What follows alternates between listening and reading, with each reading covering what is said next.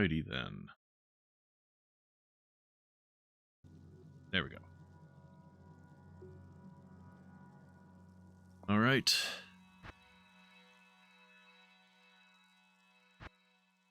Figured I'd make a new character.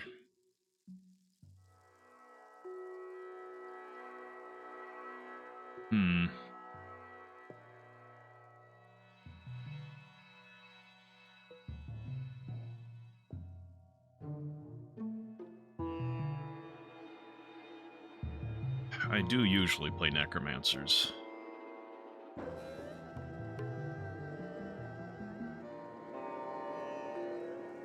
But hey, Sir Ronan.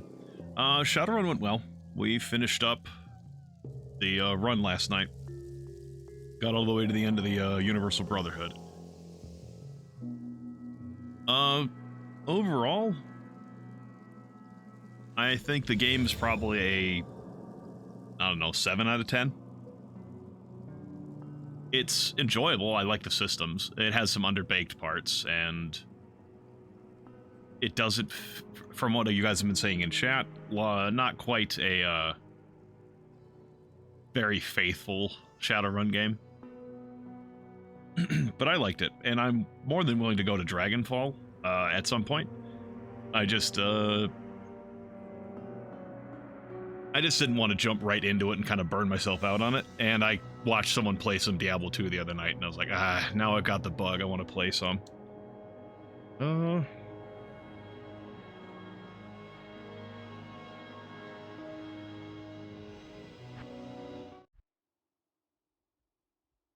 day. That's pretty quiet.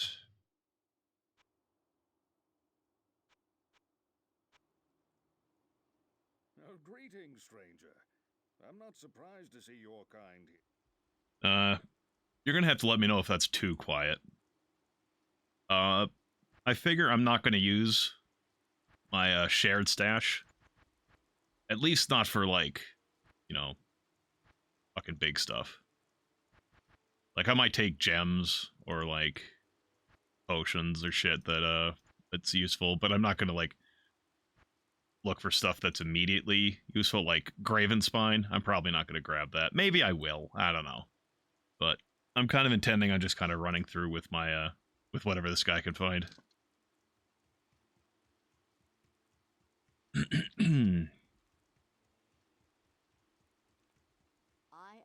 is a place of... Yep. Hold on. There we go.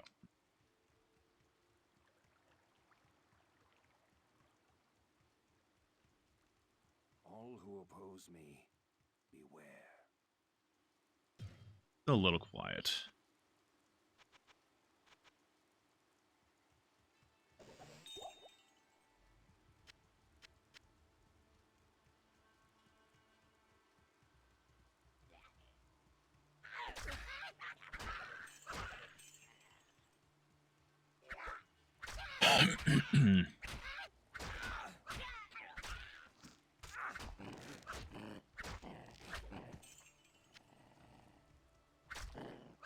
Oh, right.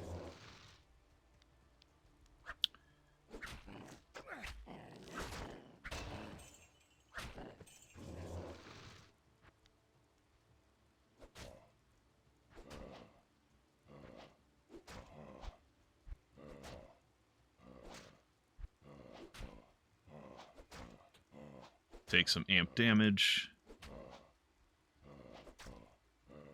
Wait, wrong button.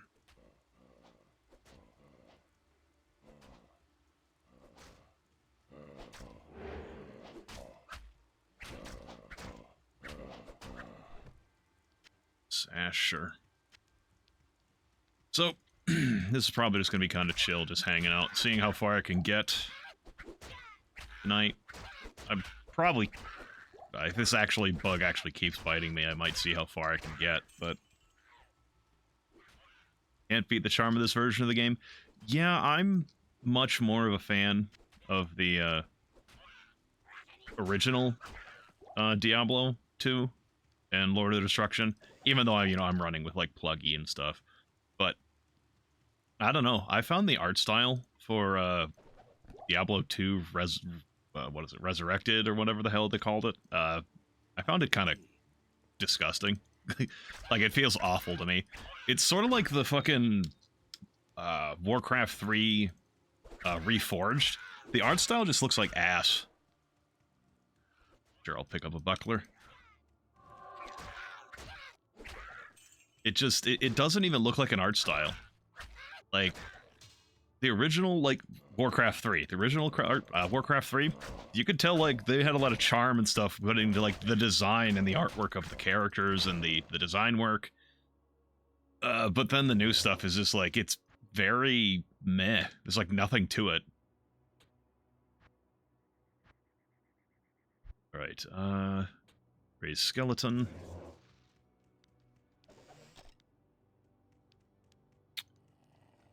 Which one specifically is a controversial view? The fact that I don't like the art style? And to that, like, even though I understand that the, like, whatever, Resurrected has the, like, the toggle you can turn between the new and original graphics, I don't really feel the need to buy Diablo 2 Resurrected just for fucking an art style that I don't even like when I have this version of the game. It's not necessarily that I feel that D2R looks bad. It looks like nothing. like the artwork, the new style, it doesn't look like a style. It looks generic. It looks bland. It's like there's no design to it. It's just like, we'll take the character design, or I don't even know. I just don't like it. I look at it and I'm like, bleh.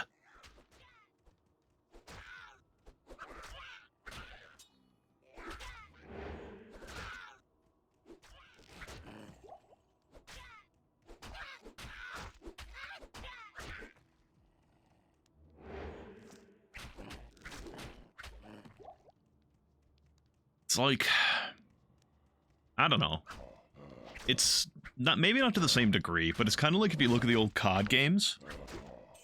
Like, at the time, they were going for realism. Because, like, oh, look how realistic the graphics are. Like, look how cool, I mean, how realistic we can make things look. But then by the time the next one came out and it looked, you know, had higher fidelity and higher quality of, you know, graphics work and all this other sort of stuff, well, then the previous one looked like shit. So it's like, if you're looking just for that sort, like, if you don't have, like, an aesthetic going for you, then it's just gonna, after a while, it'll just turn to crap. Like, it won't hold up over time. Whereas if you compare, like, fucking original Wind Waker, like, that shit, like, that cel-shaded style, the artwork, and the design aesthetic there, I mean, it's still there, it's still good. And it's like, it doesn't, like, at the same time, like, I think one of the early, like, COD 4 or something like that came out around the same time. Fucking Wind Waker looks, like, amazing. And COD 4, original COD 4 would not compare to, like, modern games now. I don't know. I'm just not a... I haven't exactly thought enough about this to, like, put down, like, my thoughts in a well-articulated paper or something like that. I just look at it and I'm like, it's bland and it's nothing and it makes me upset. Because, like, the art style right now that this looks like, there's, I don't know, there's a style to it.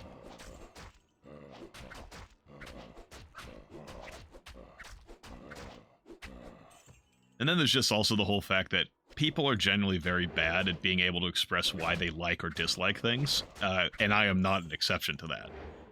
So I can look at something and be like, I don't like this. I think it's reason X, and it turns out it's actually reason Y, but I'm not aware of that. So it could easily be like there's some other reason I don't like D2R. Path of Exile 2 looks? I have literally actually not looked at Path of Exile 2 at all.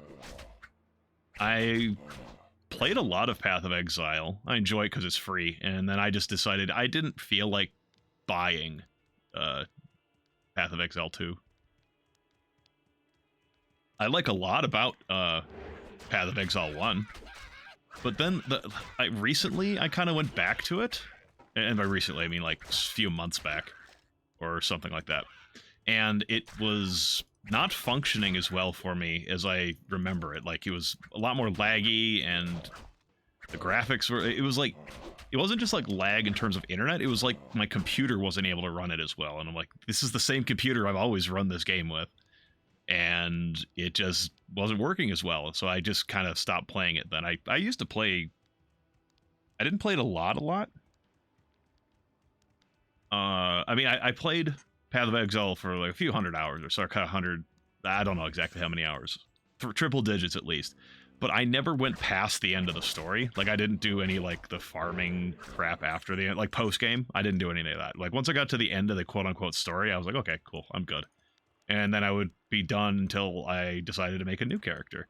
Also, I'm just fucking wandering over here. The Den of Evil's over there, and I need to deal with that, but...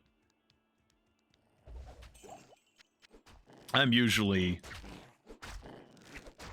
usually like to get a few levels before I head in there, especially because I'm playing on players 8.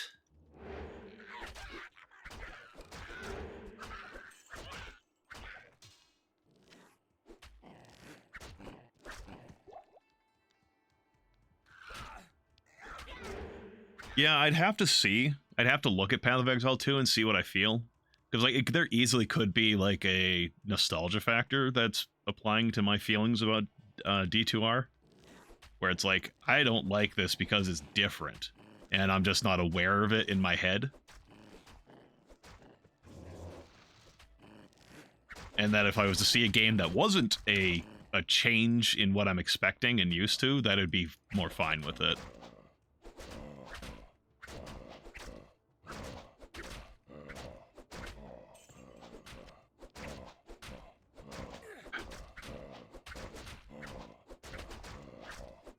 Playing with this full screen, the mouse is very sensitive.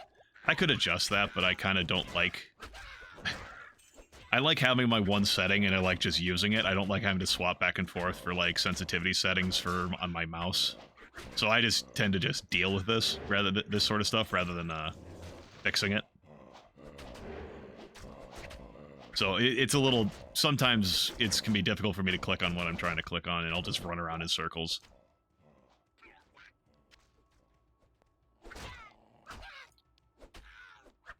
Preference for older-looking graphics. Yeah, there's a certain degree of... How am I trying to say this? Retro-style graphics, for lack of a better term, can look amazing if you give it the appropriate amount of care and attention to detail and aesthetic for it. Like, there's a ton of gorgeous, like, 2D pixel art games.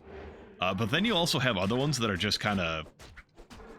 They try to cover up low fidelity by saying it's retro, and it's like, you can kind of tell the difference, where it's like, you can tell the people making it didn't care, or they didn't put in the amount of effort that they could have, and they're just trying to be like, hey, it's retro, it looks low fidelity because of that, not because we don't have the capacity to do things.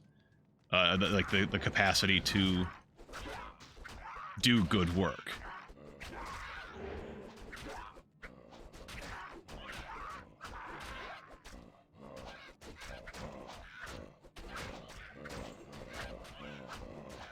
I'm trying to think if I have nostalgia that like that sort of like, I like the aesthetics or like nostalgic aesthetics for the era rather than specific games.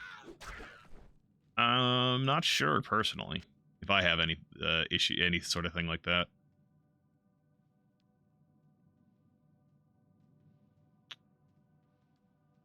No, I have not picked up any mana potions up until now. Usually not a big deal for the Necromancer.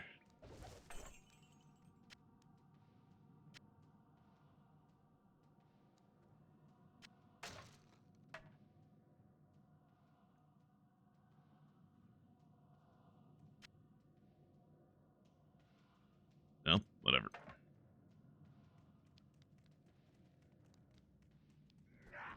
Oop.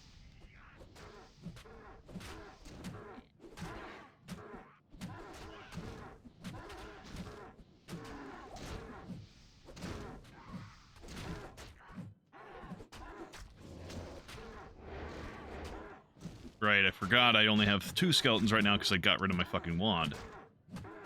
You'd think I would remember that, considering I just did it.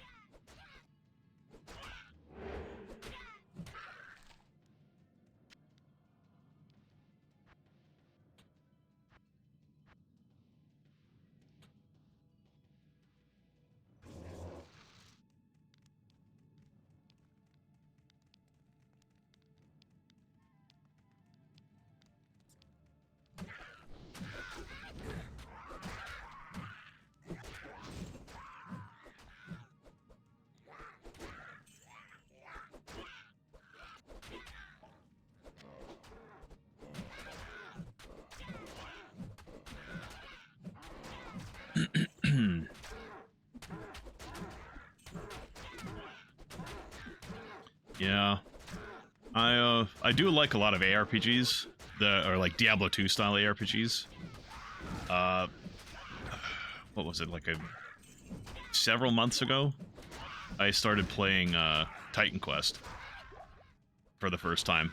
And it was fun, and I kind of fell off of it after I got a couple characters to the end of Act 1. If a lot of times I have a hard time finishing games I start.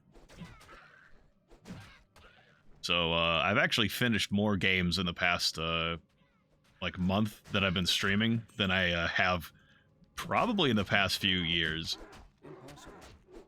And I mean literally finishing, like I'm not talking necessarily games I've never played before, because I've played all the games I've played. I've streamed recently before. Though the Doomfall mod is very much a different experience than base Might and Magic 6.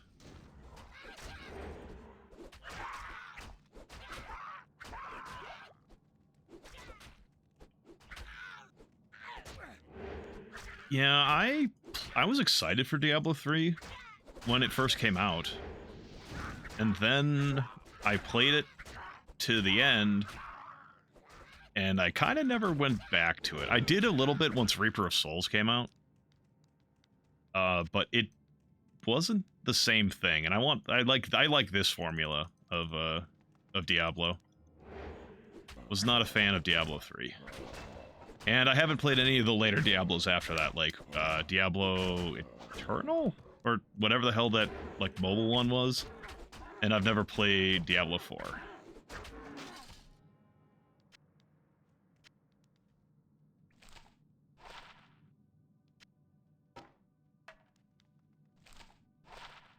Sure, why not?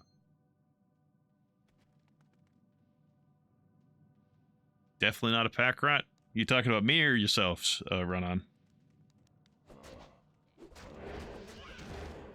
Because my Steam game list would like to disagree with your pack rat statement.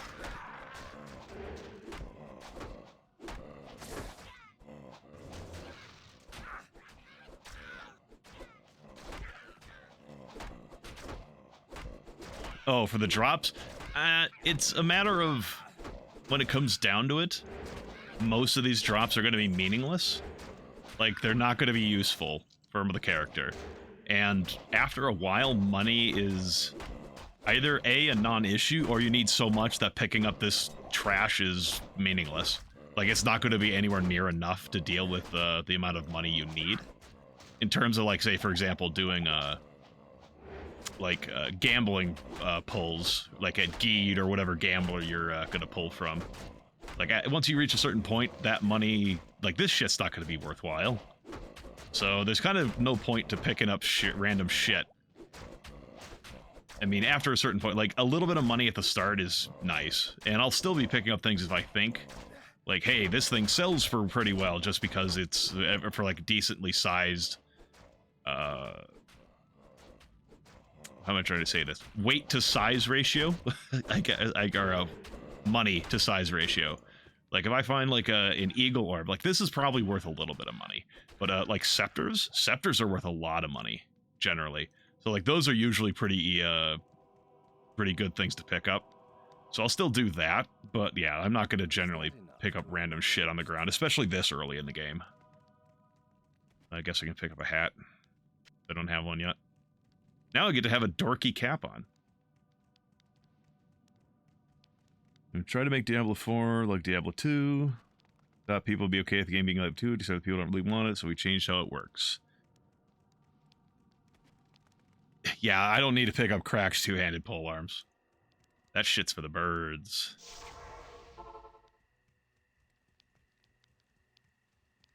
You have... Hello.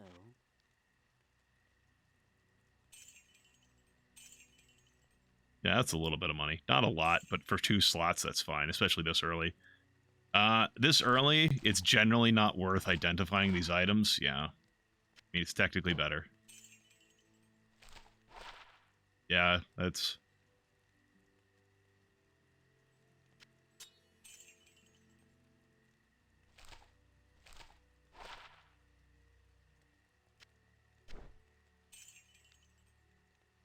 Gas potions and exploding potions. Those are good to sell early.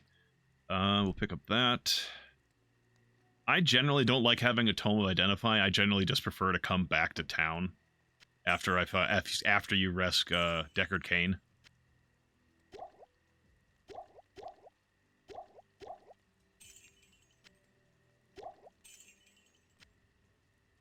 Actually, I'll do this. I'll make this my, oh, I didn't mean to sell that. I meant to, well, whatever. It's fine. I'll make this a mana potion slot if I need it.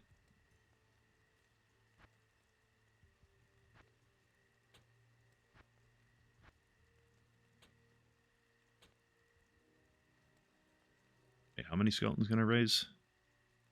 Still 3. Alright.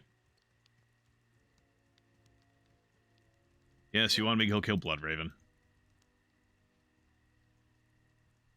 Shove the money in here. Thought there was a quick... Okay, I guess not.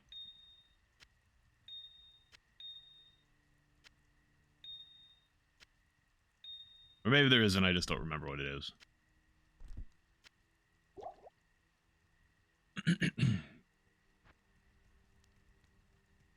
Oh, I should... I guess I don't have a lot of money. I'll be fine with 3 town portals until I get more money to grab more.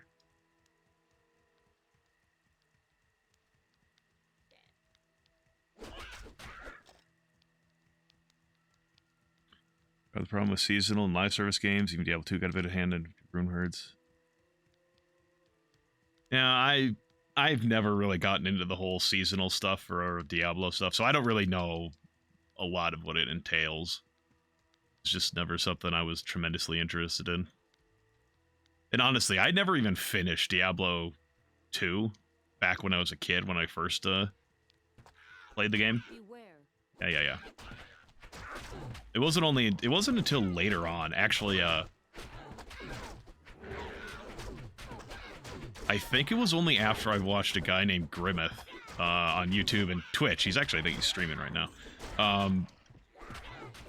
It was only after I watched him do a playthrough of Diablo 3 with what he called a Javazon, his javelin-focused Amazon, that I actually finally knew enough to, like, kind of power through the game fast enough to actually get through the 5 acts before I gave up on the game. And I say gave up, like I said earlier, I'm not good with completing games. I tend to just fall off them after several hours, or like 10, 15, 30, 40. It can depend.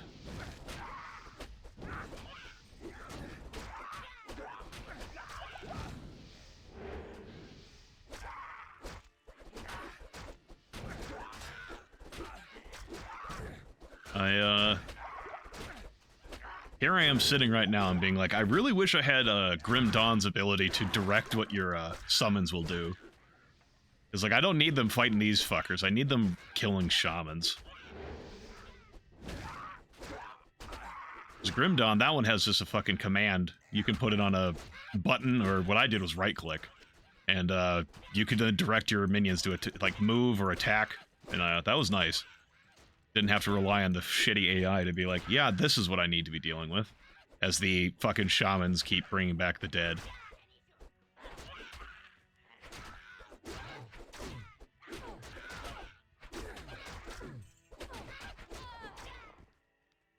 Ooh, short staff. Has that got anything on it? That might sell.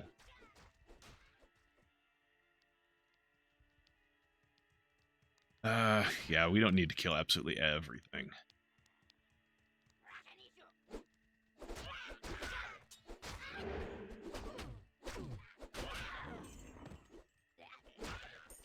Oh, charm. And an amulet.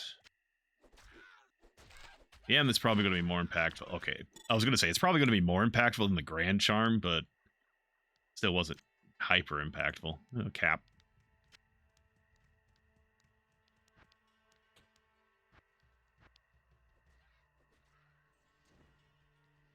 I can get a 4th skeleton now.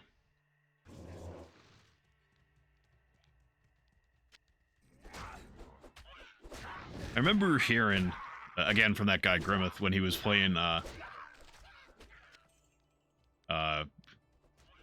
Diablo 2, that apparently back in the day, playing this game online, skeleton necromancers are kind of known as lagromancers, because they would fucking lag the game with how many fucking skeletons and other summons they'd have.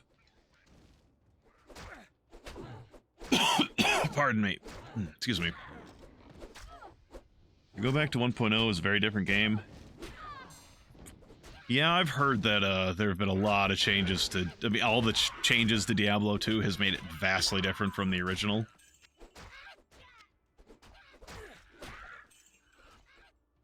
Couldn't even buy mana potion. Yeah, I do have some vague memories of that, not being able to buy mana potions. Attack rating, because maybe they didn't have to worry about mana so much, they had to turn down their power for hit rating. Yeah, I don't honestly know exactly how attack rating works, to be honest. It's just bigger number is probably better, so I am fine having bigger number. But, like, whenever it's, like, attack rating, like, oh, 95% chance to hit a fallen shaman, but, like, you can see here, I whiffed, like, twice and then hit, like, 3 times. That really doesn't feel like 95% chance. So I'm not sure how accurate this stuff is. Like, it feels weird to me, because, like, it feels like it's always, like, a higher percentage chance to hit than you're actually getting. I never know.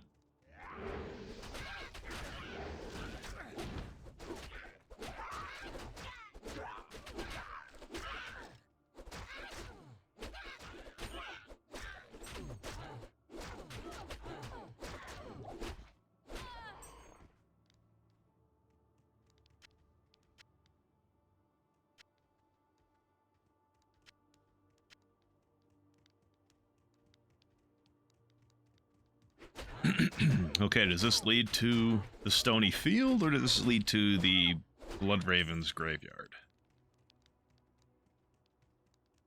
Burial grounds. Okay, well, I didn't mean to do that. We'll go ahead and fight Blood Raven.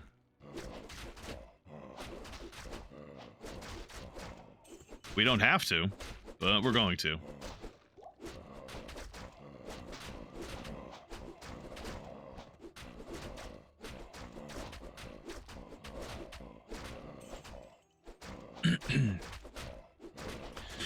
Yeah, a lot of Blizzard's games kind of did get better as they iterated on them, like the expansions made them better. Kind of not the case for Diablo 1, from my understanding. I remember playing Hellfire expansion, and I thought it was fun, but also I can understand that I didn't consume media very critically as when I was younger, so I was just kind of like, oh, more Diablo. This is fun. I like the monsters that show up in the weird alien place after the later on. All right, fine. Oh. Should probably kill some of these so that my skeletons aren't distracted.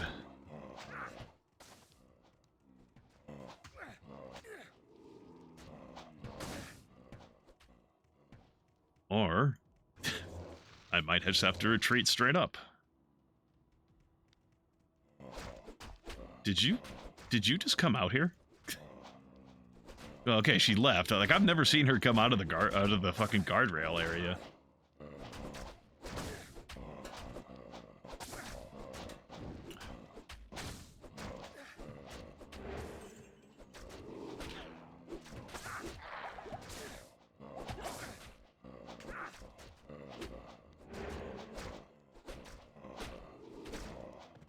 Oh, you know, to be fair, I do remember hearing that too, that they never actually made Hellfire themselves. It was some other company.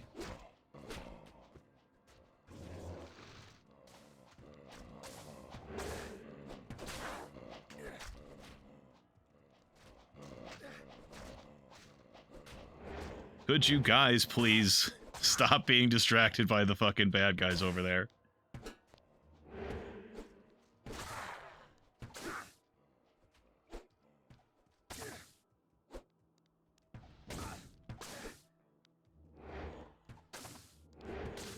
Finally. Oh, can we corner her? Evidently not.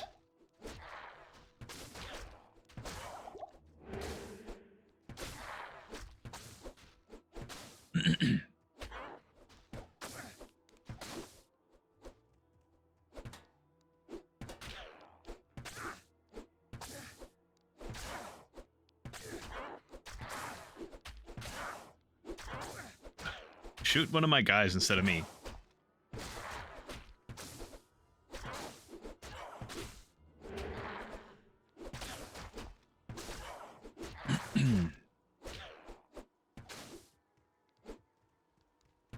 Oh. The minion teleport actually worked out in my favor.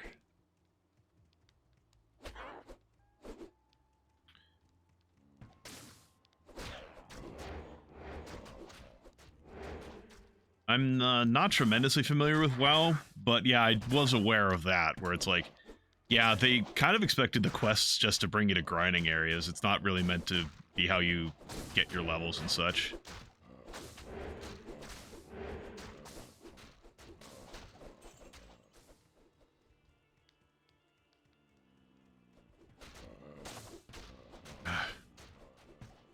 Yeah, this is the problem of playing this on Players 8. I like playing on Players 8 for, you know, the increased experience rewards and such. Higher loot rewards. But it is difficult to, until you can finally get yourself going, it's difficult to, deal with this sort of early game, chaff. And not just chaff, but like undead chaff like this that have a lot of HP.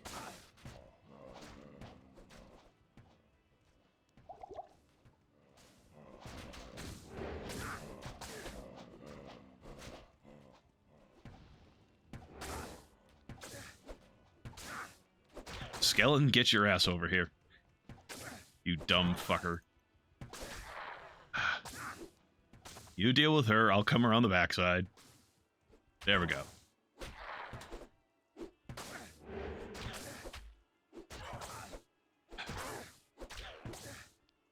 Am I gonna die here? Nope, I managed to not die.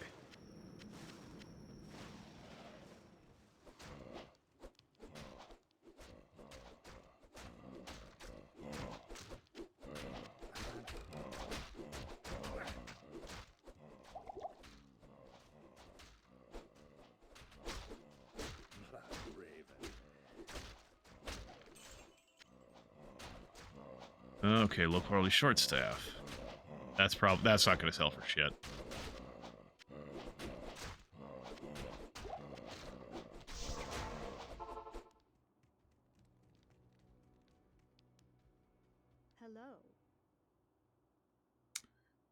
Hello.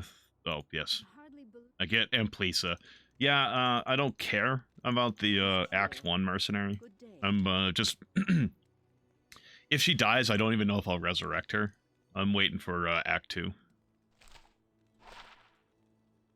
You can have that. That. Yeah, that's sold for shit.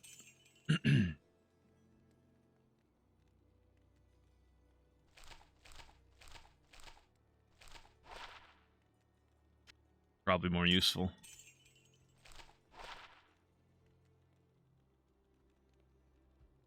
Probably more useful than that.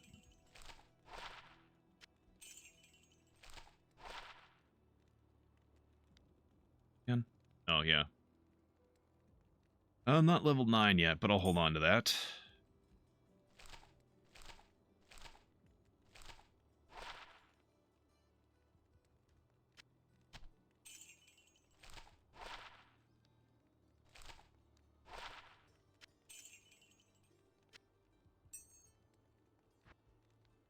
right.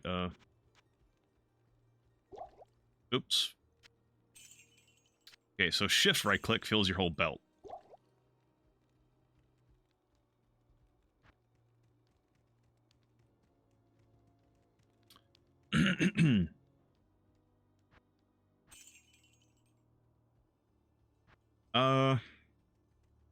Honestly, I just kind of, you know, back in the day, I was very upset when WoW came out. Not like immediately. Okay, fucking. But I was upset that after a while, I realized they were only. Oh, this shit. This thing's like broken. That they were just gonna make more WoW stuff. Like they weren't gonna make another RTS Warcraft, and I was very upset about that. I really liked Warcraft 3 and Frozen Throne, and I was very pissed off when I realized, yeah, they're not making more of those. They're just making WoW. And then StarCraft 2, I played StarCraft 2 through its 3 campaigns, and I was kind of happy with it, but then by the end, I was like, this doesn't feel like StarCraft either. Like, it feels very different. The art style was more... It was more cartoony. Or maybe just stylized in a different way that I didn't find appealing. And they really leaned into the whole Jim Raynor and Sarah Kerrigan thing in a way that I didn't find appealing. I didn't find it compelling. Especially especially in Heart of the Swarm. Several years back, I actually went back. I was like, I want to play StarCraft 2 stories again. I want to go through those again. And then I played through Wings of Liberty. And that was fine. It was enjoyable. It was good. I was not a big fan of how much they emphasized the relationship between Jim and Kerrigan. I don't know if as a kid I just missed the, like, overtones between Sarah and Jim, but I just, like, hadn't realized, like, oh, they're, like, a thing. And that's, like, I thought they were just, like, you know, friends or, like, companions from wartime. I didn't realize, like, oh, apparently they're supposed to be a relationship there. It's, anyway. So I was like, okay, fine. I guess you lean into that. I wasn't a big happy. It was just not a very well done sort of romance thing, especially because I wasn't happy with the voice changes and stuff like that. Not that I could, you know, that's just going to happen. It was so long between StarCraft and StarCraft 2. But I wasn't all... The characters just didn't feel the same. And the games were very gamified as well. Which, I mean, you know, it's a fucking game. But it's like, oh, here's the objectives and all the other sort of stuff. And like, kill this Brutalisk and you'll get 3 more Zerg research. It's like... Okay. And it's not like I didn't have a good time with it. I did. But it was like, as I kept playing it and time went on, I was like, this isn't as StarCraft as I like. But anyway, going back to, I played it several years ago, and I went through Wings of Liberty. And then I went through Heart of the Swarm, and I couldn't stand Sarah Kerrigan. Hey, Tim. And yeah, so I actually stopped playing after that. Yeah, like I didn't even finish Heart of the Swarm again. I was like, nah, this is ass.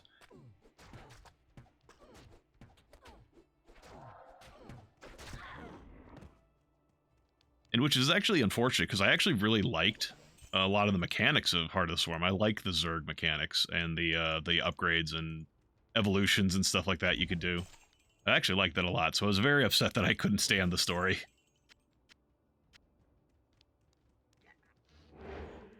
Oh, speaking of voices for changes for StarCraft 2, from StarCraft to StarCraft 2, the biggest disappointment is Zeratul. Zeratool's new voice in StarCraft 2 is terrible. Compared to how fucking cool he sounded in StarCraft. I forget if Zeratul was in the original StarCraft. I think he was. Yeah, he was. Yeah. Of course he was. He was he was like the Dark Templar character.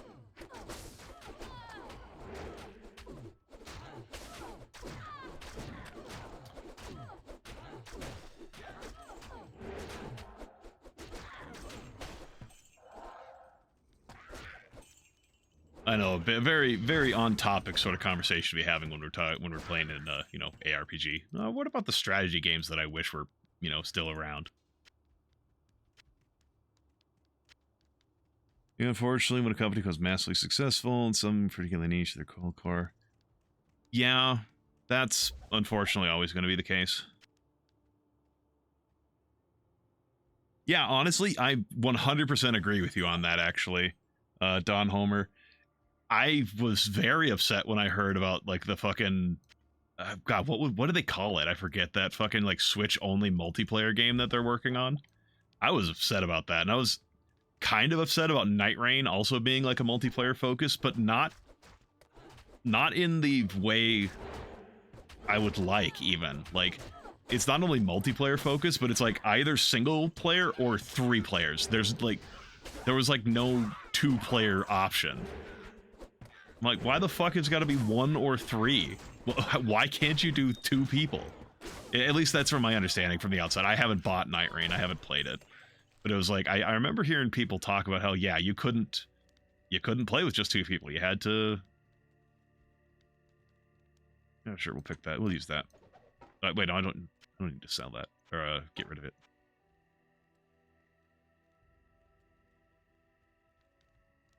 I need mana. Oh, yeah, you need mana. Not enough mana.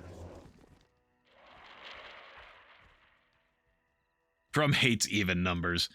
Yeah, that's why they had the B team work on DS2.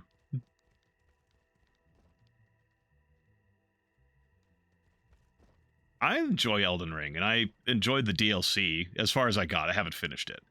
But I'm definitely not as gung-ho about FromSoft after, you know, all the multiplayer focus for some reason. Oh, God, this is going to be a fucking chore to hack through.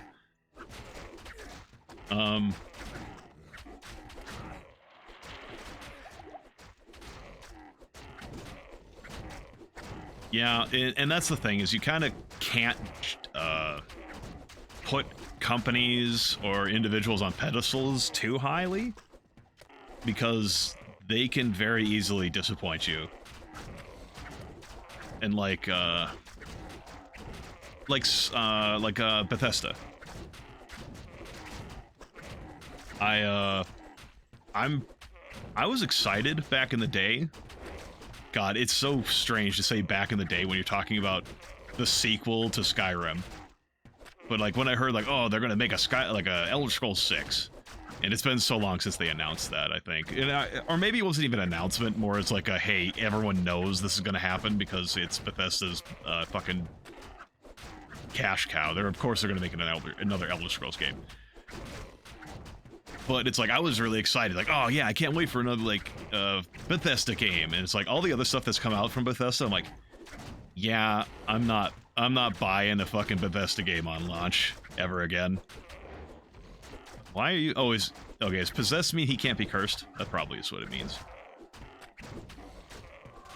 Yeah, so like, with fucking Fallout 76 and... Yeah, that's gotta be what it is. And other stupid shit like that, and like fucking Starfield? Fucking Starfield. Yeah, I'm not buying a Bethesda game unless it proves itself to be fucking good. They announced it in 2018? Yeah, fucking... God, man.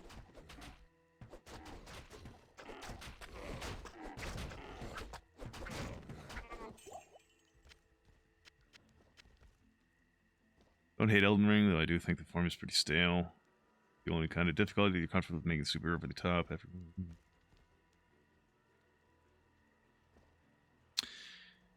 I like... this is, you know, just personally, like, everyone's allowed to have their opinion, so this isn't me saying, like, attacking your opinion or anything like that. I liked Elden Ring a lot. I liked the open world exploration stuff. I liked the gameplay. I liked a lot of it. I mean, but the thing is... Oh, my weapon broke. I'm not surprised it's damaged. It only has fucking 4 durability max. But after my first character, when I was like, I'm gonna explore everything I can, and I got like 120 hours before I had only just gotten to... God, the first snow area, not the consecrated snowfields, but like the... Fuck, I don't even remember. And then I kind of fell off of playing it for a while, and it took a while for me to go back to it, and I'm like, I never want to explore, like, 80% of the content I did. Like, all the legacy dungeons, like all the uniquely designed stuff, I was like, yeah, let's go back and do that. But, like, all the fucking bullshit, little, like, tombs and caves and shit like that are like, there's just, like, a single item that you'll never use, or, like, a spirit ash in here. Like, yeah, I'm never doing this again. So, like, when it comes down to it, I liked a lot of the open world exploration stuff. I liked the idea behind the open world exploration stuff. But then it's like, oh, there is a lot of just fucking chaff that could be cut out of this. And it would probably be a better experience.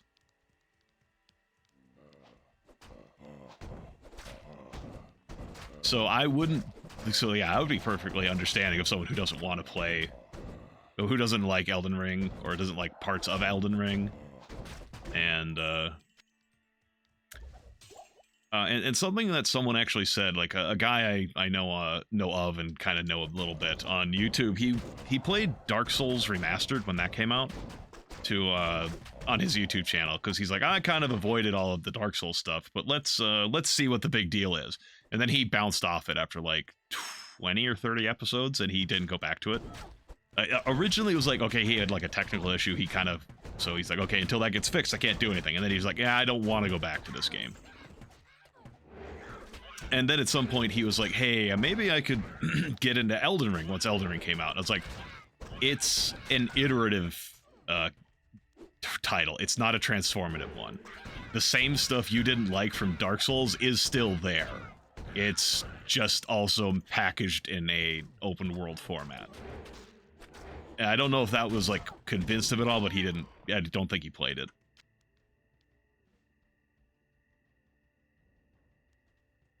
Well, I think a lot of the lore stuff being weird might have also had to do with J.R.R. Tolkien's hand in it.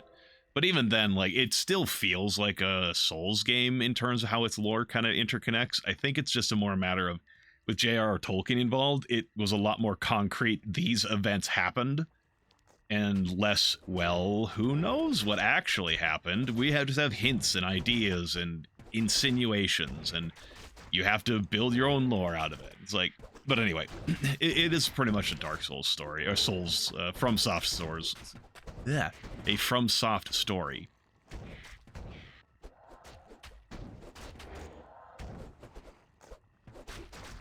George J.R.R. Martin. Did I say Tolkien? Fuck. Now I've embarrassed myself on the internet in front of 2 people.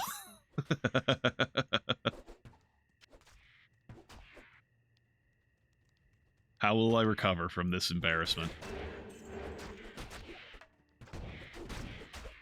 Martin's the soon-to-be-dead one. Yes, Tim, I know which one is alive and which one's dead. I misspoke. I knew who I was talking about. I didn't say the right name. Because, reasons. Brain is dumb.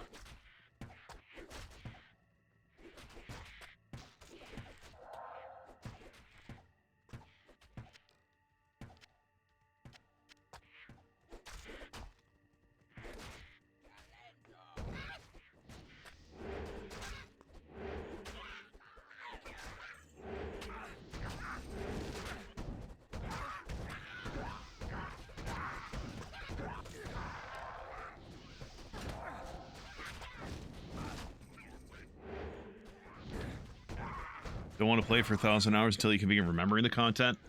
Yeah, there's definitely a thing to be said for tighter designed content. Because like I was saying, like the legacy dungeons, like the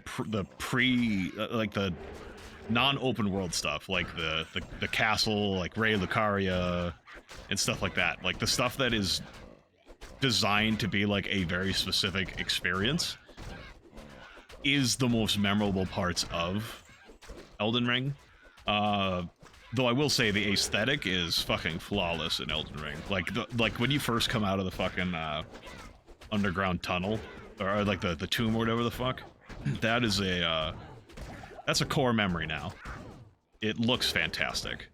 But yeah, I can definitely get where it's like,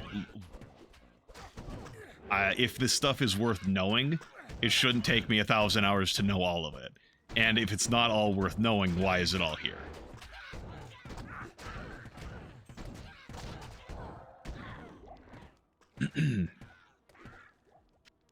And I mean, I played a fucking, I played for a while I was playing Divinity, Original Sin 2, with some friends. And after like 40 hours, I was just done. And we weren't even like halfway through the game.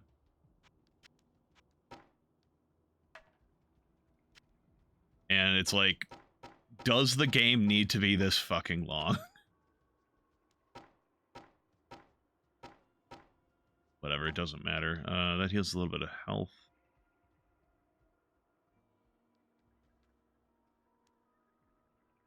Fucking whatever, I don't care. I don't care enough.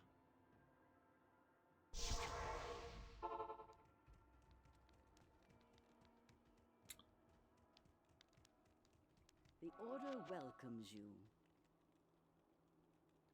Yeah, there is something weird about Divinity Original Sin 2, where it's like, it just doesn't catch me at all.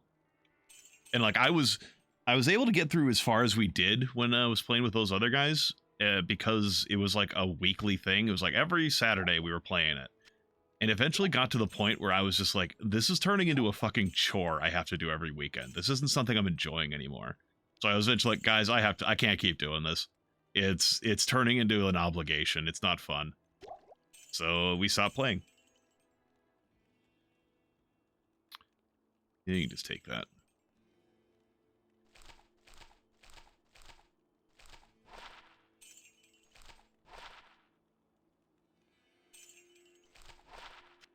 Ooh, 1 dexterity.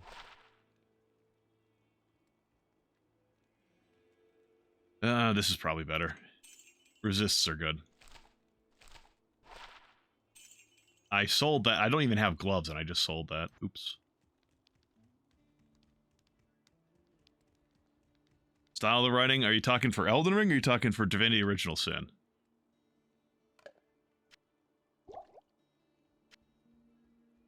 Ah, gotcha.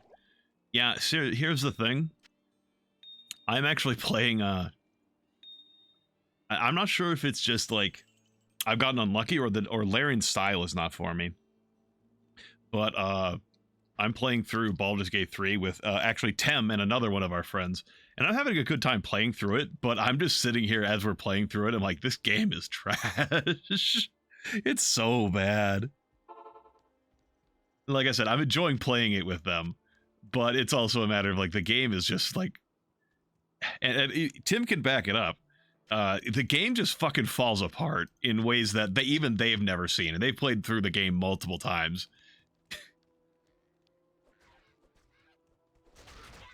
Oh, fucking Rakanishu.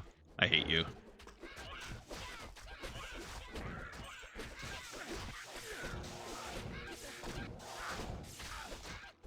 Oh, there went, our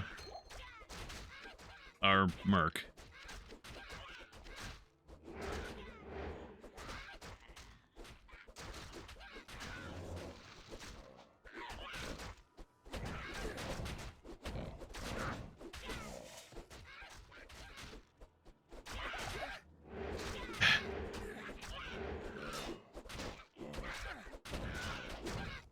I kind of want to add that to my quotes list, Tim. It hates you in ways I've never known.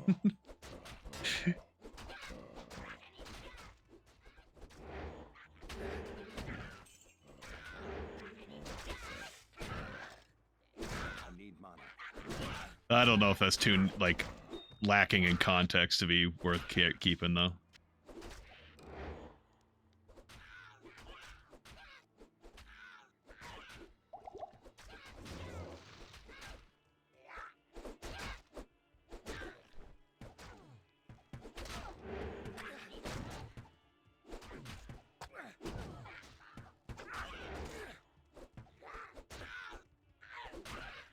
Yeah, that's fair. It can always be removed. Yeah, I don't know. Like, I know, and like this isn't against anyone who enjoys the games, like Divinity 2 or Divinity Original Sin 2, I should say, and Baldur's Gate 3. But I'm just like, I can't.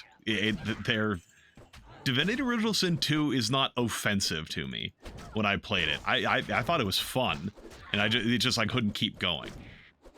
So that one's more like, I don't know why I don't like this.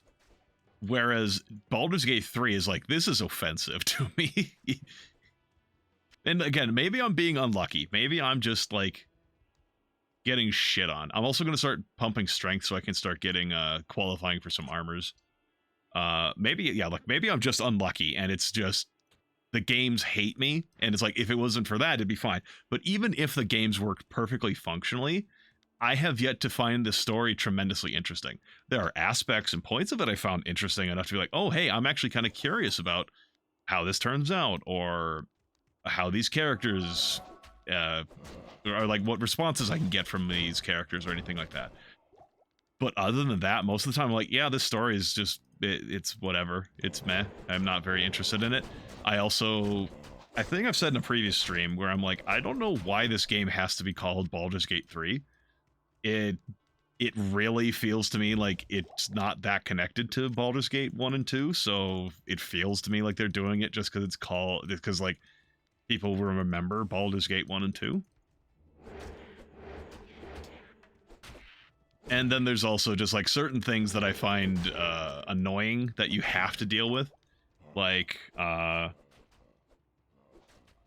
what is it? Like Gale's quest. You can't not engage with that quest unless you happen to not save him when you like. If you just choose to not save him when you first find him in that portal, like then you don't have to engage with it. But you're not gonna fucking know how annoying his quest is until then, and how you don't know the first time you play if you're gonna like the character or not.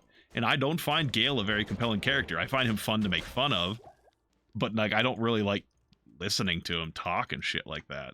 So it's like, and my one of my friends, the other player that we're playing through the our Baldur's Gate 3 game, we have a murder hobo campaign thing going where it's like, okay, we're gonna murder everyone we absolutely can, and that involves the NPCs or the fucking companions.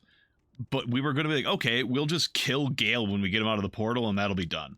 Because before we decided we're going to find a way to try to make things for the companions as ironic as possible, like as betrayals and shit.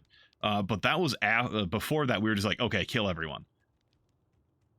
And then we found out after killing Gale, it's like, no, you have to engage with his quest, or the world ends. Like your game ends.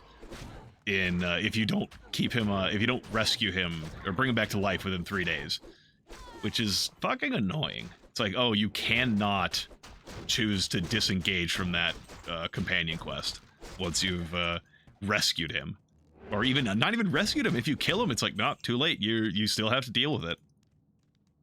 The big connection point in the whole multiplayer thing. Yeah, it just. I'll be honest. I've only heard people talk, specifically Noah Caldwell-Gervais talk about Baldur's Gate 1 and 2.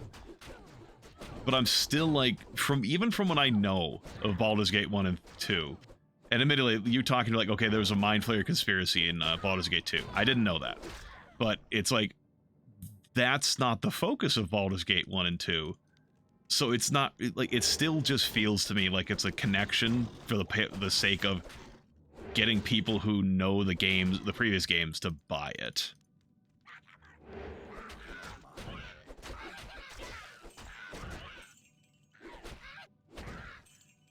Like, Pathfinder Wrath of the Righteous wasn't called Pathfinder Kingmaker 2 Wrath of the Righteous or something like that to build on it, the connection with, or the crowd, the audience who had bought Pathfinder Kingmaker, because it's not the same story.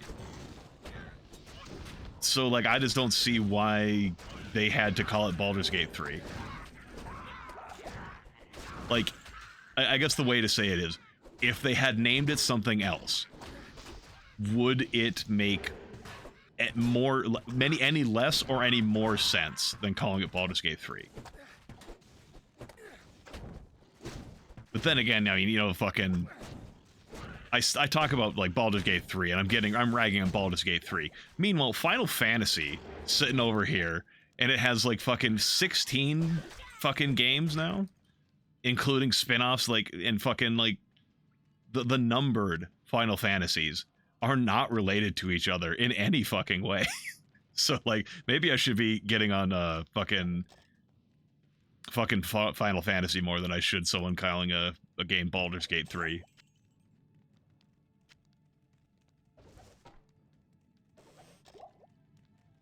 I don't know why I'm searching through all this stuff. Like, I'm just, like I said, I'm kind of just going through this chill, like, I could be going faster.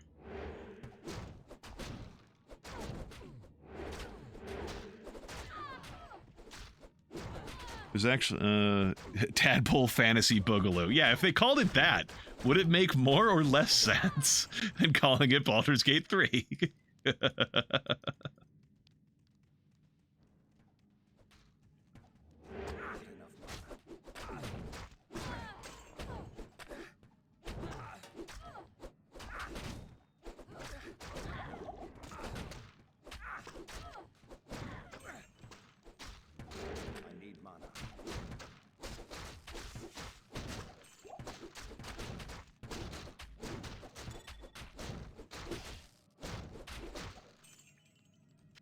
And don't get me wrong, it's not like I have a suggestion for a better name for Baldur's Gate 3. I'm just asking, like, could you really come up with nothing else?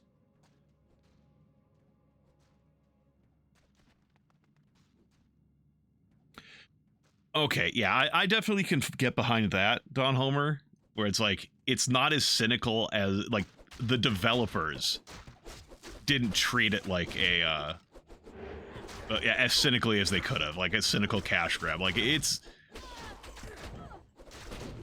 definitely a well-made game, despite my issues with the jank. It's a well-designed, well-put-together game in terms of, like, care and such. So I definitely agree with you with that. And, like, they put a lot of effort into it. But then again, there's also a lot of stuff that I'm like, if you cut this out, like, we're getting back to the Elden Ring thing, where it's like, there's a lot of this shit that you could just cut out, and you could have put that development time towards making some other ideas better, rather than having, like, 160 hours. Like, I don't even know how long an average playthrough takes to get through your first time. But it's like, over 100 hours or some shit, I'm pretty sure. Do you need 100 hours of content? Like, and is all of that worth going through? Like, is that all well thought out and polished? No, it's fucking not. So, I don't know, you could really, a lot of games could do with tightening up. This is not just a Baldur's Gate 3 thing. This is a gaming in general needs to fucking tighten their shit up. They need to stop being just throwing everything into their fucking games and just being, have a tight experience. Like, fucking, you don't need absolutely everything in the game.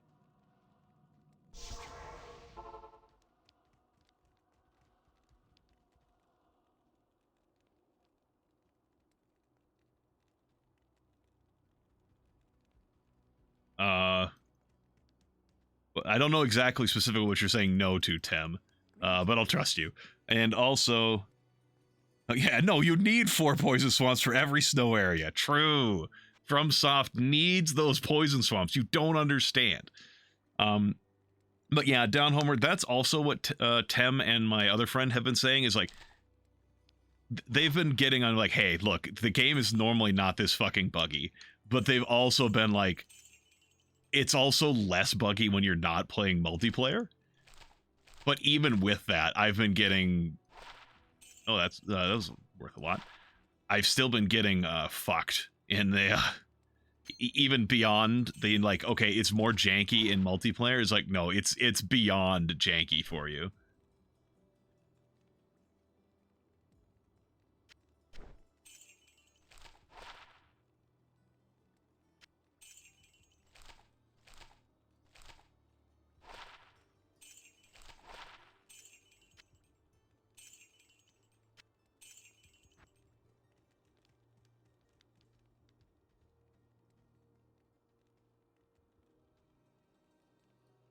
Yeah, that's the thing. Third player and Tim, they've had no problems like at all working together. Me, I show up, all the fucking jank shows up. And it's not just jank in general. It's like there is that. There's more jank in general, but it's also like specifically targeting me. It's like it's upset because like I bought the game when it came out, or maybe not as soon as it came out, but like sometime closer to its release. I bought the game, and after like an hour and a half or so, I was like, okay, I'm gonna return this to Steam. And it's like it's offended by that, and now that it has me in its clutches, it's like I'm gonna put you through every fucking torture I can imagine. That will my programming can allow. Get this out of here.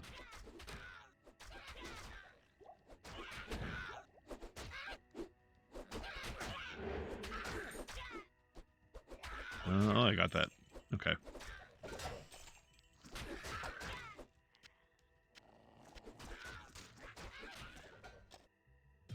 The mountain. I haven't been paying attention. The music is still very quiet.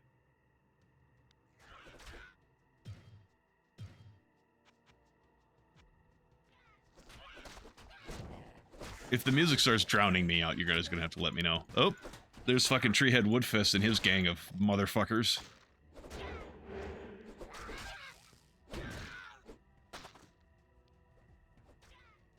I don't have a tadpole. The game hates me for that. Oop.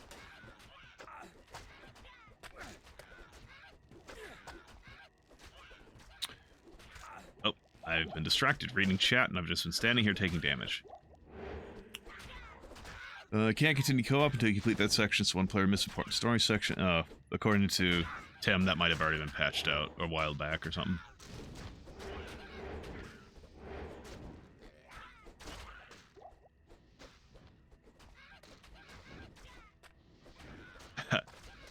Ooh, playing on Mac. That's got to be an experience.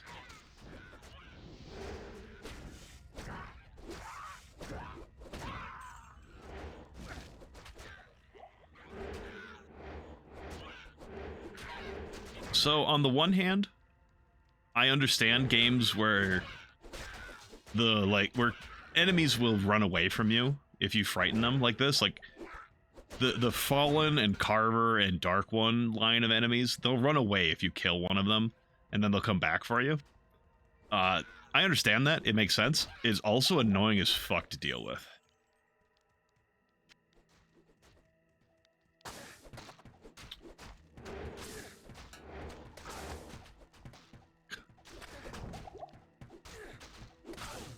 God, I hate it when archers have fucking frost on their equipment. It's so annoying.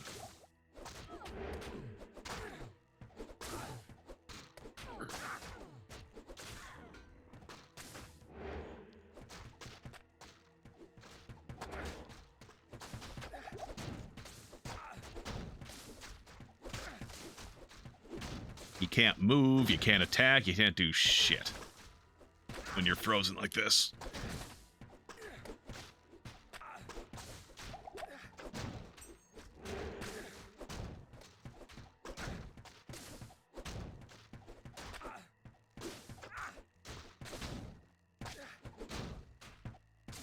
Archers with slow attack should be banned. I agree.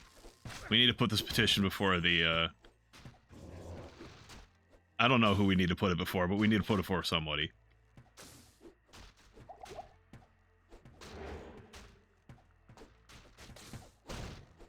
Also, one of the worst things is that guy is cold enchanted. When he dies, he's gonna put out a big fucking AoE, and that shit can fucking murder you. Especially on higher, player counts.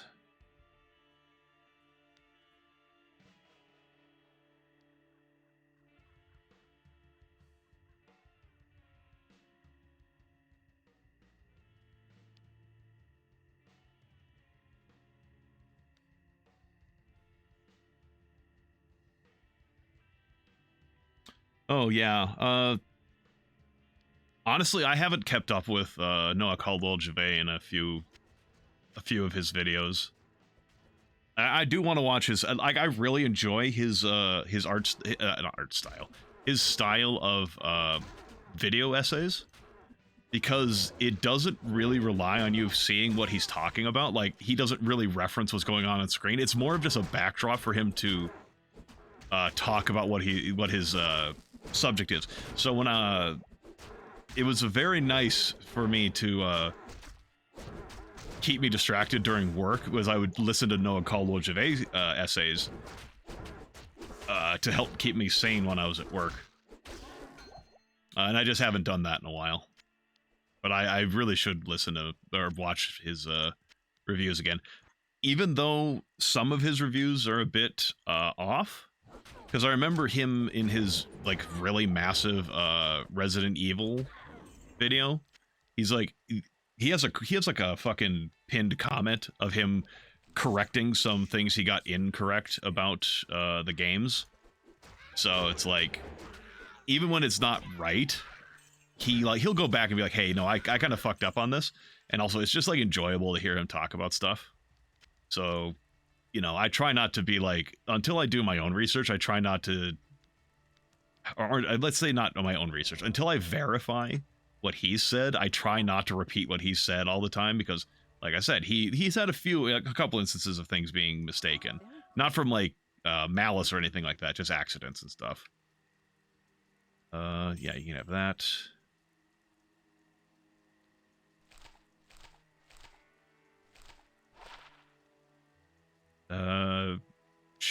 Nah.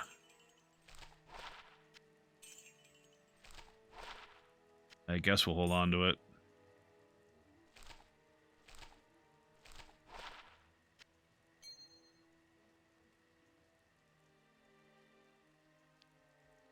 Lightning resist is probably better than poison resist, but the main boss of the area, Andariel, has a lot of poison damage.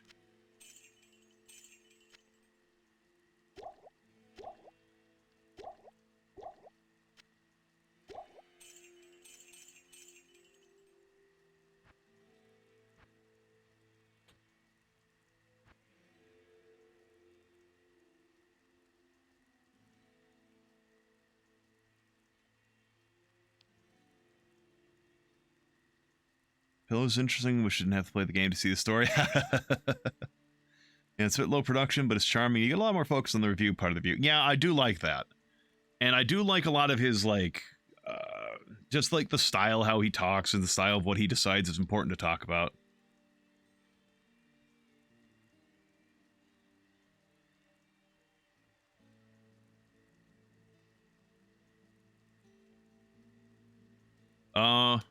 Yeah, I can definitely get, that's a lot of, I mean, hell, that's a lot of my enjoyment of, like, video games and video game essays and stuff like that, is other people enjoying them. I know I've heard a lot of people say this, and I have a hard time disputing it, because it seems to be true, but people like people being angry, and they like seeing people be upset.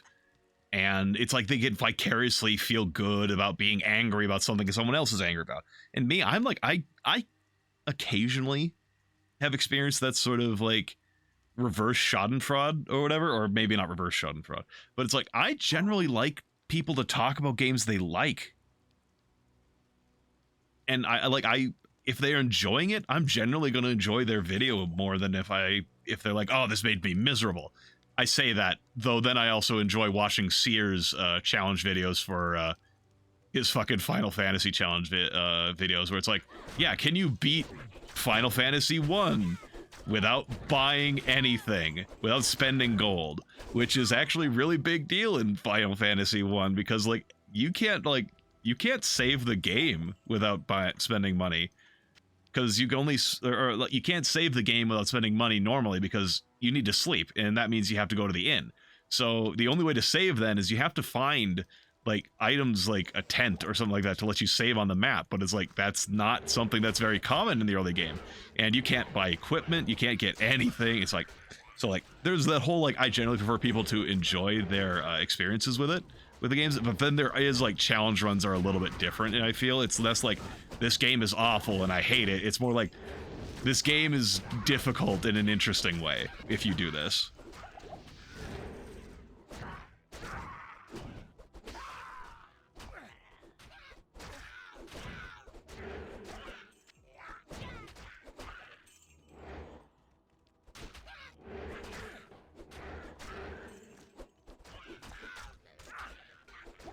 I was considering doing maybe a different class for this little revisit thing, but honestly, having a Summonmancer, either like Necromancer here or Druid, is probably a good idea, because then it gives me some chance to safely look at chat.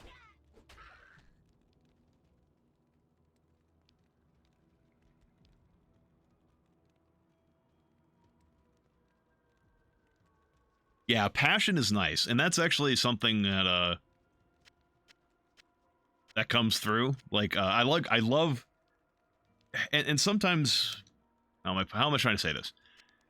I have a hard time getting past like cringe, or otherwise known as secondhand embarrassment. So sometimes I can't really, and to a different degree, maybe not the same thing as that, but there are some games that other people, like, even if they're passionate about it, I can't really enjoy watching videos about it, because it's like, okay, it's not a thing that I can enjoy, because like a lot of anime tropes, like I don't enjoy a lot of anime tropes, so games that involve a lot of those, I have a hard time watching videos on those, because it's like I can't really get past that shit, or shit, I say that those tropes and stuff. So like, for example, there's a couple of videos from Magular that I don't think I've watched, because I'm just like, I don't think I'll enjoy it, even though he does nothing but games he's very passionate about, and like I like his review style. But it's still a matter of like, so yeah, there's certain things like that even passion isn't enough to get past. But generally, it's like, yeah, if you're passionate about what you're trying to show to people, yeah, I'm much more interested in that than seeing like, this game is fucking awful.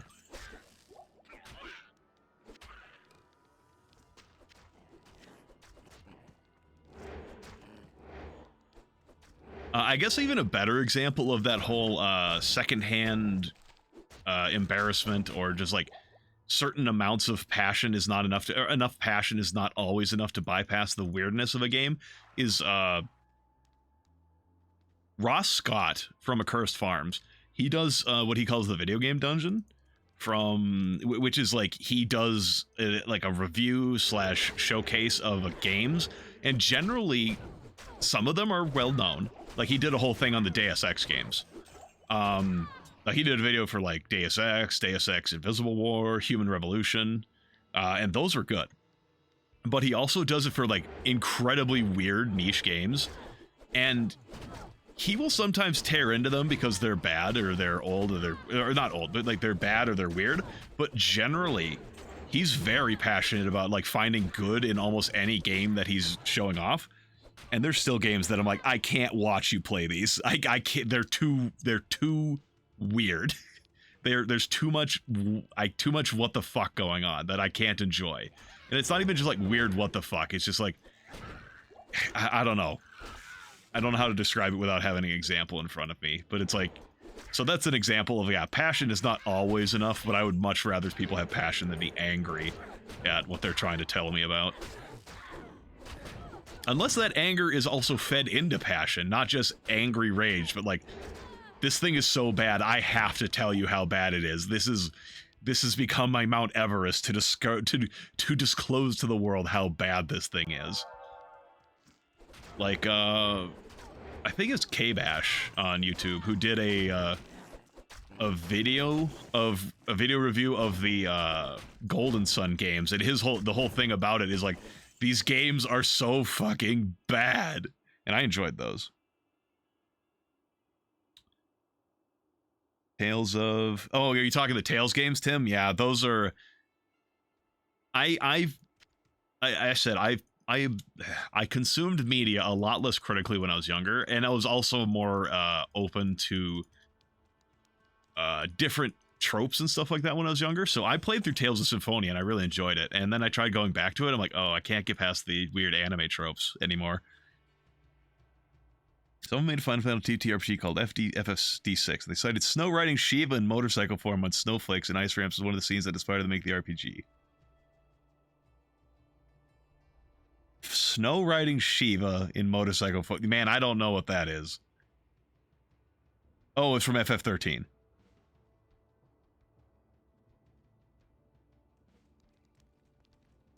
Yeah, I don't know anything about FF13. But I can definitely get how a singular image, regardless of the stuff around it, can be very evocative and be like, oh, this is cool. even if the rest of it is, everything surrounding it is garbage.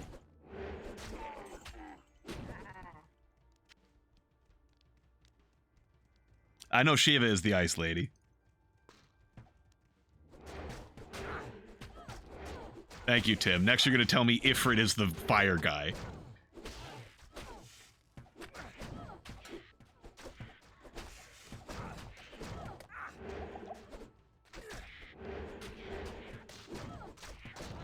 Yeah, I get that, Down Homer, where it's like, you're allowed to dislike things, but if you can't at least go out of your way, or at least reach out enough to be like, why would someone like this, and try to try to see where someone could like it, and you're just like, no, I don't like it, it's bad. Instead of being, I don't like it, it's not for me, and here's why someone else might like it. Yeah, it feels intellectually lazy, like you said, where it's like, you're just giving up. You're like, I don't like it, I don't care why I don't like it, I don't like it, and I'm not gonna try to see why anyone would like it either.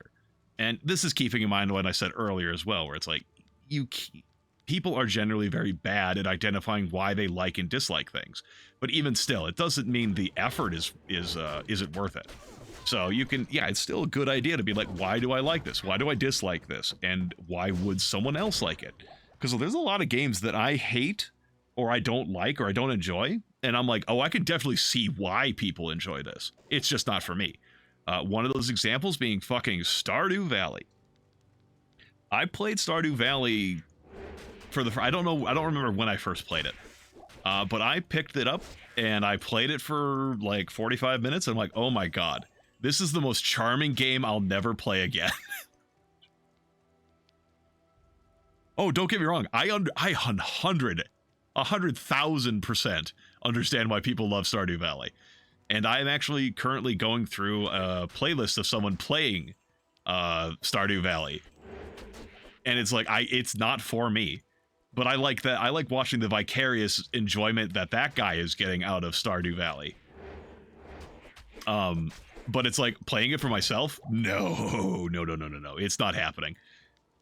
Oh yeah, even if you don't like it, it can be fun to talk about why you don't like it. I mean, what the fuck have I been doing this whole time? Being like, yeah, I don't like StarCraft 2, and here's why. Targe is not worthwhile. Yeah, so it could be fun to do that as long as you're doing it from, like you said, an intellectually honest position, where it's like, you're trying to figure out why you don't like it, and figure out why people might like it, and other sort of stuff like that. Yeah, it can be fun to talk about why that, but what am I trying to say? Oh yeah, I was talking about Stardew Valley, and it's like, yeah, I can 100,000% see why people like Stardew Valley. It's just not for me. Even the times I've played it with friends, like, the only portion of the game that I've actually enjoyed has been going into the mines and trying to kill shit. I don't care enough about the villagers to be like, oh, let's go talk to them and give them a gift and find out what they like, what they dislike. When's their birthday so I can give them all their liked gifts and they can like me and I can watch their 4 heart and 6 heart and 8 heart and whatever events and shit like that. And like, I don't really care enough about these characters to do that. But it's also enjoyable watching that other guy be engaged with this sort of stuff. So it's like, it's not for me. But there's a lot of games that aren't for me that are enjoyable vicariously.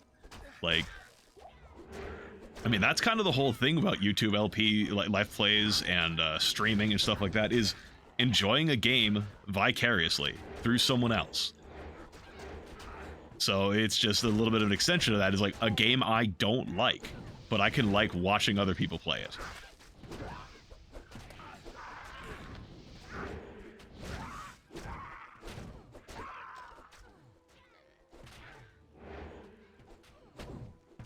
Yeah, I've never played any of the Harvest Moon games, so, but I do know it's like, I've seen people make connections between the two, Stardew Valley and Harvest Moon.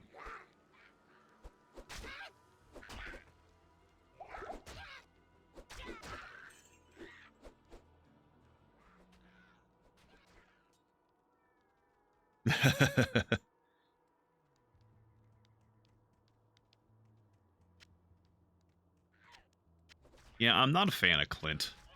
Even, like, outside of, like, just watching it, I'm not a fan of Clint. Oh, right, we're close enough. I'll just run back to the fucking, waypoint. We need to rescue Deckard Cain. I forgot about that. We'll empty out my inventory real quick. Good day.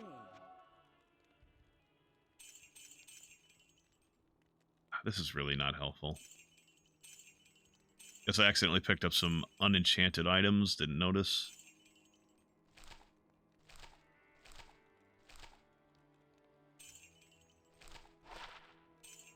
Well, actually, that wouldn't have been bad to hold on to. We'll hold on to that.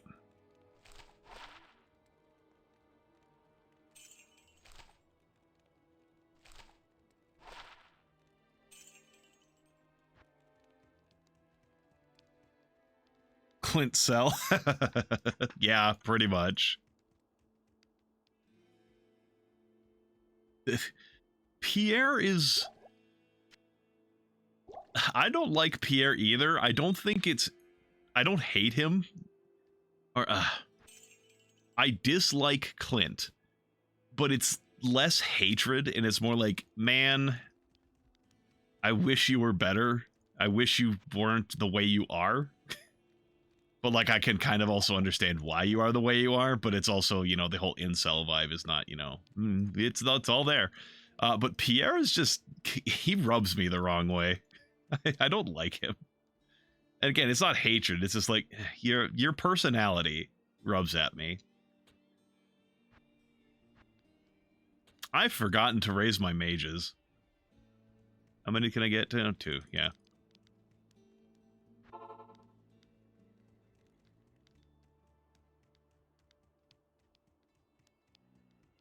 I am 100% a stand for Abigail, though. She is way too pretty for me. Is it this one? Okay, so here's the thing. You can go like, oh, in this order, but you can also just like click. Like, where's which one? You don't need to really do it in order. You can just, once you just keep clicking. You don't have to look at it. But who would waste time trying to find the right portions? Just click and find what works. Also, exploding cow. It hurts.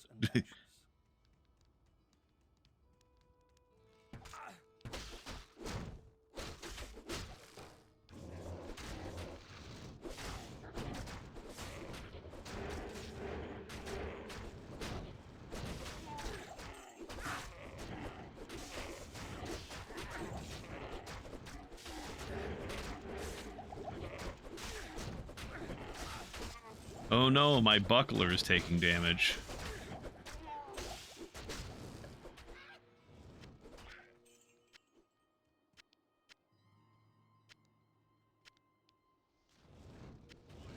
Alright, there's kind of no reason to be here other than to rescue Cain. Deckard Cain, if you value your life, leave here immediately. But we can also go down here and face Griswold.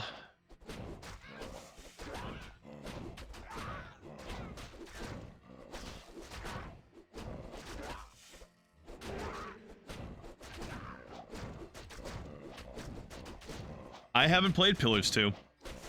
I played through part of Pillars 1, and I just bounced off it. I like a lot about it, but I just couldn't stay at it, which is pretty normal for me for video games. But yeah, I just couldn't keep going with it, so I never actually paid attention to any of the other Pillars games after that. Not that I think they're bad or anything like that, I just don't... I know literally nothing about them. Because I'm like, well, I didn't finish the first game, so... be kind of weird to go to the next game. Because that's another thing. I like playing things in sequence. So it's like, even if the stories are unrelated, I wouldn't know, I guess. But it's like, if I didn't finish the first one, what makes me think I'm going to finish the next one? Oh, also back here, there's Wirt from the first game. And you can pick up his leg. His leg is useful but not right now. So we don't need to take up space with it. You can always come back for it. At least I think you can. If not, not a big deal. It's only used to unlock a secret Easter egg thing.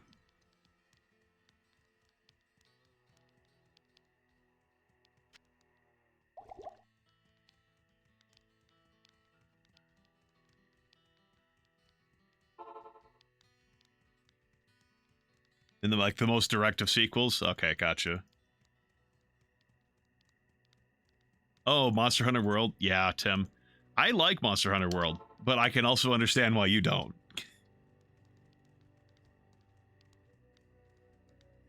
And even then, I don't play Monster Hunter World by myself. I'd only play it with people I want to play games with.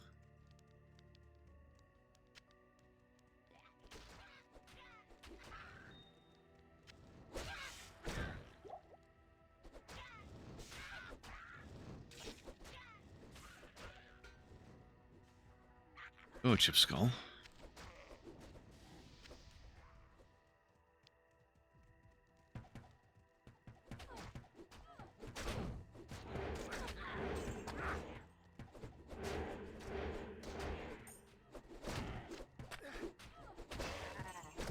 Level up. Sorry, in the parlance of WoW. Ding. Oh, one of my mages died.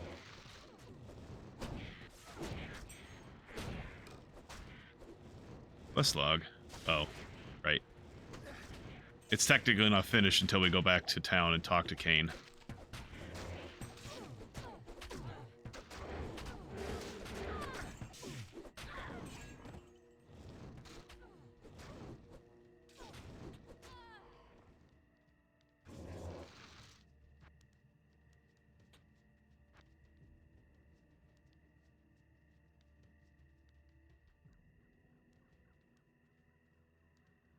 Oh, yeah, PlugY. I think that's the pig's name.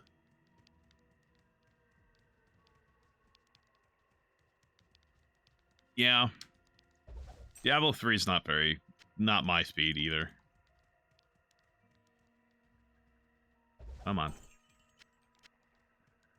Honestly, I don't know why I'm picking up little bits of gold anymore. I've already got more money than I'm gonna need. Or at least more money than is... I'm gonna get more money selling things than I will picking these little bits of fiddly money around. Fiddly little bits of money.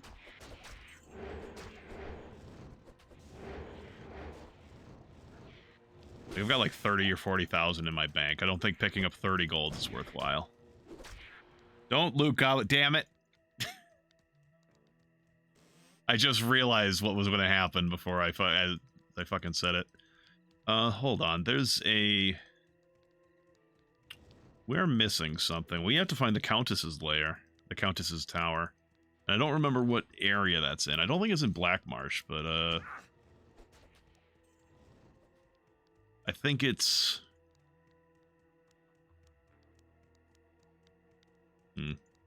I know we don't have to find the Countess's tower. We can always come back for that. But I want to know where it is, because I want to know how viable Countess runs are going to be. Not that I'm planning to do a lot of Countess runs on screen, but, you know.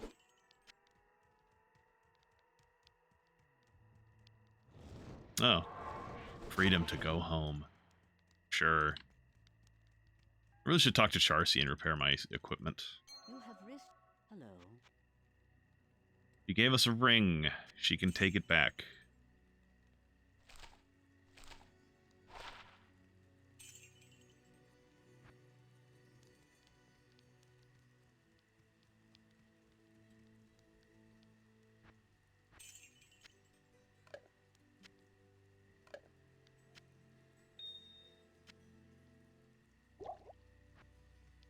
Charcy, repair my shit. Hi there. When I fled them, what you need?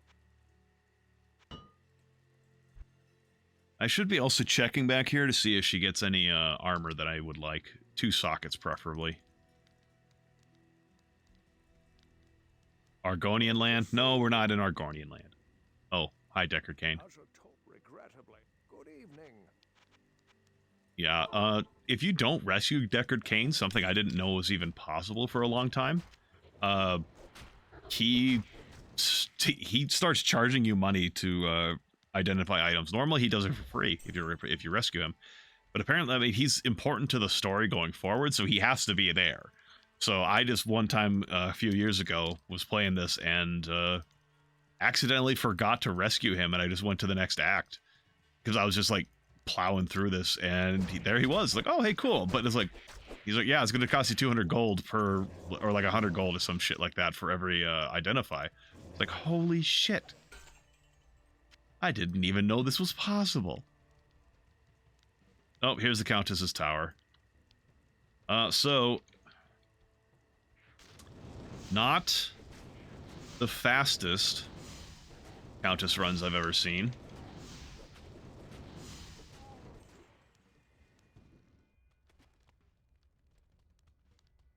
This place reeks of death. So for reference, Tim, because I know you're not familiar with this game.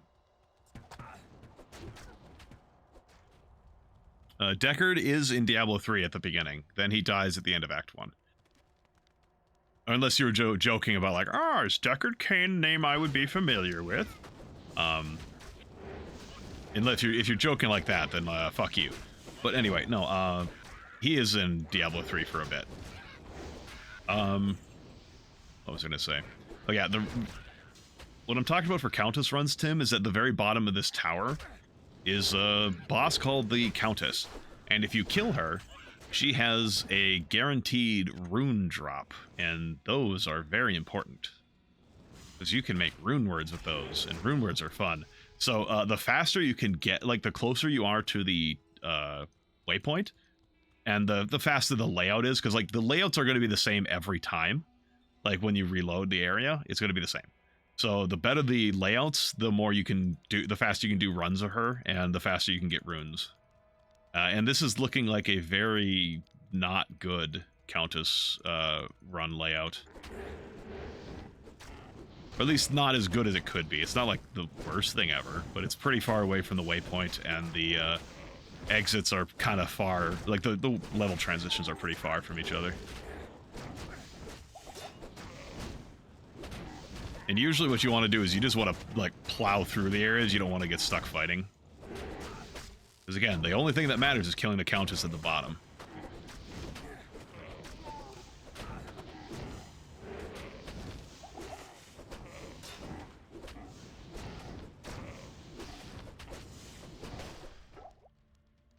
It's all shit. Gotcha. Yeah, no, Deckard Cain is at the beginning of Diablo 3. He of the memeable, stay a while and listen.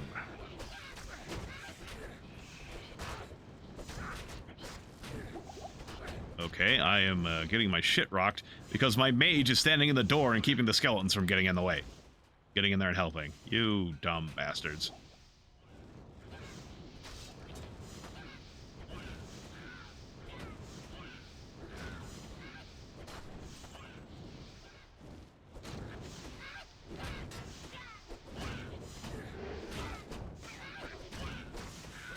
Deckard, Sean Connery, Kane. You're not entirely wrong.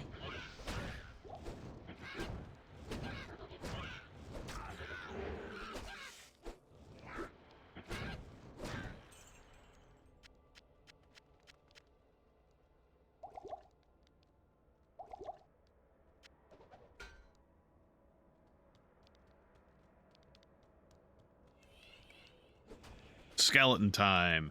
Hey, Mac. Yeah, I'm a fan of the Skeletonmancer. And it also means if I have a minion mancer going on, it leaves me a little more safety to look at chat.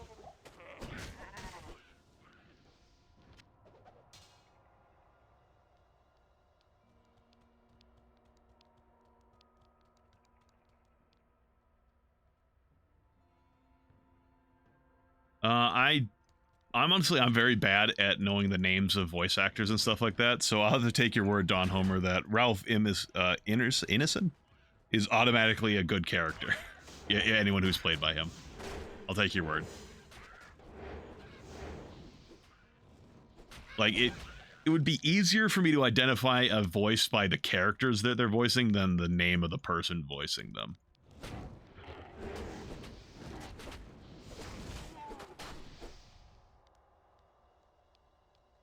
I have not seen that, unfortunately. Well, maybe not unfortunately. I don't watch a lot of movies. The Countess is not in her fucking room. She's supposed to be in here, and she fucking decided to bug out and go over there. Countess, what's wrong with you?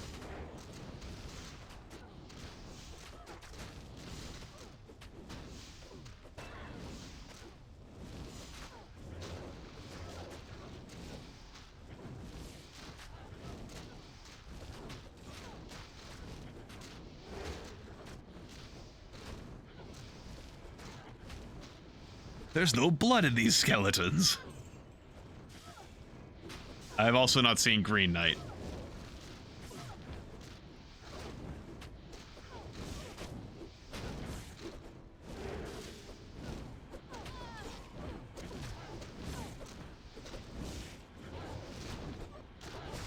See, part of the problem is the Countess is standing back there and she keeps making these firewalls, and my skeletons are not smart enough to avoid it, so they just keep dying in there.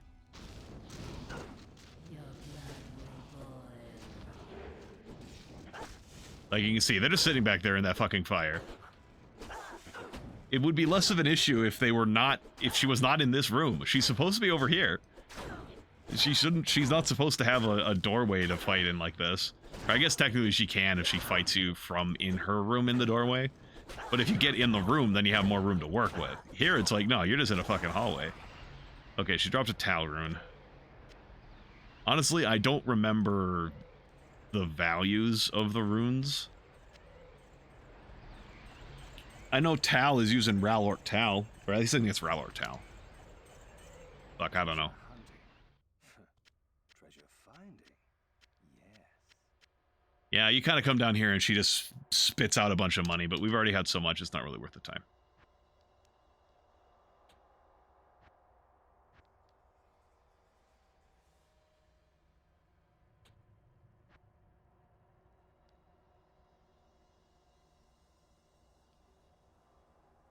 Yeah, there's also, Tal is useful, though, because it's also part of Tal Eth, which is the stealth rune word, which is very fun, or very good for, ooh, that might sell for something.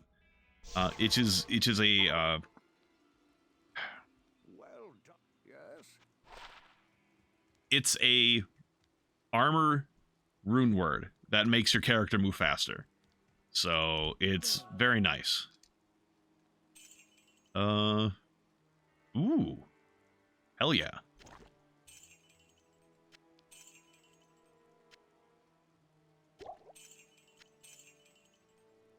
But I have to be level 17 before I can even use the, Well, actually, then again, I don't know if that applies to the rune word itself. I think it does. I still think I need to be, level 17 before I can do that. But I am level 15, so I'm pretty close. Actually, I should have Charcy fix my shit, because if you pick stuff off the ground, it generally has missing durability. Yeah, like this one's only at half durability. Nope. You have to have the precisely number of the sockets you need. So, excuse me, 3 sockets is too much. I need 2 sockets for Taleth. Only monster game that's beneficial to fight her on a lower player count if you're looking for runes. Yeah, I do remember that. I do remember that, Don Homer. I didn't feel like dropping my player count right now, but yeah, it is definitely better, because it's... yeah, you drop more items the higher player count you're on, which does mean that there's a chance for the Countess's... I think there's even a chance for the Countess's guaranteed rune to be taken up by a dropped item, so you don't get a guaranteed one, because like you just... too many things were dropped. Maybe I'm wrong on that account. but it's like you have a chance of getting multiple runes because like there's one guaranteed, and I think you can just naturally get another rune chance or something. But yeah, if you have too much drops, it's just not going to happen. So yeah, generally when you go to fight the Countess, you go like there, players 1 or slet. I generally sit on players 8. And then there's also, if you're talking about magic item find, I think it's the odd numbers that are actually the most important. So really, if you were talking like the best loot chance, I think player 7 is what you should be sitting at, because it's the highest loot drop chance, but it also is less difficult than players 8. If I'm remembering correctly. I don't know though. Anyway, I need to...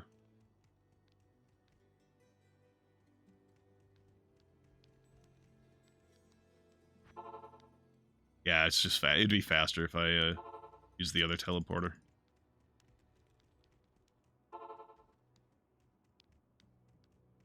So yeah, now that I've done that, I'm just talking for Tim and anyone else who happens to watch it who's not familiar with how this works. If I was to save and exit now and come back, this whole area would be regenerated with enemies, but the layout would be the same. So I'd run from here all the way up here, go through all the layers, and go kill the Countess and get my guaranteed rune drop again. And then you'd save, exit, and do it again, and again, and again, and again, until you get all the runes you want.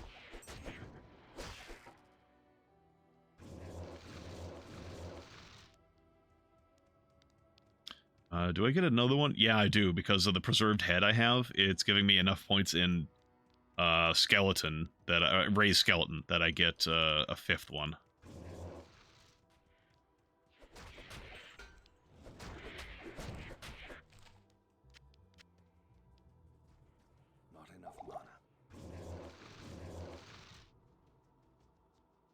Yeah, I'm gonna get 3 of these.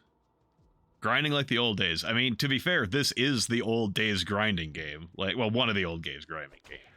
Like, this is Diablo 2, Lord of Destruction, and it's one of the games where you grind shit.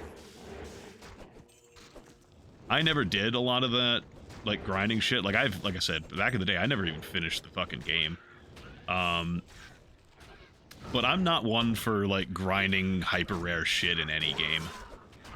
The most I've actually done of that has actually been in Warframe, and which is weird because I don't really like grindy games normally, and like I've never beaten this game I have beaten it on normal and nightmare, but I've never beaten it on hell difficulty because it's a vast escalation at that point for me, and it's like it starts getting tedious, and usually by the time I've beaten the game twice through for hell and nightmare, I'm usually kind of, or like a normal and nightmare, I'm usually done with my playthrough by that point.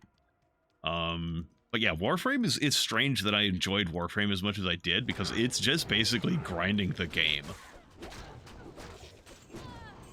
You grind materials so that you can build a thing in the foundry, and that takes real time so that you can build multiple parts of a Warframe so that you can, which takes real life time, and then you put them together and it takes another 3 days to make the thing.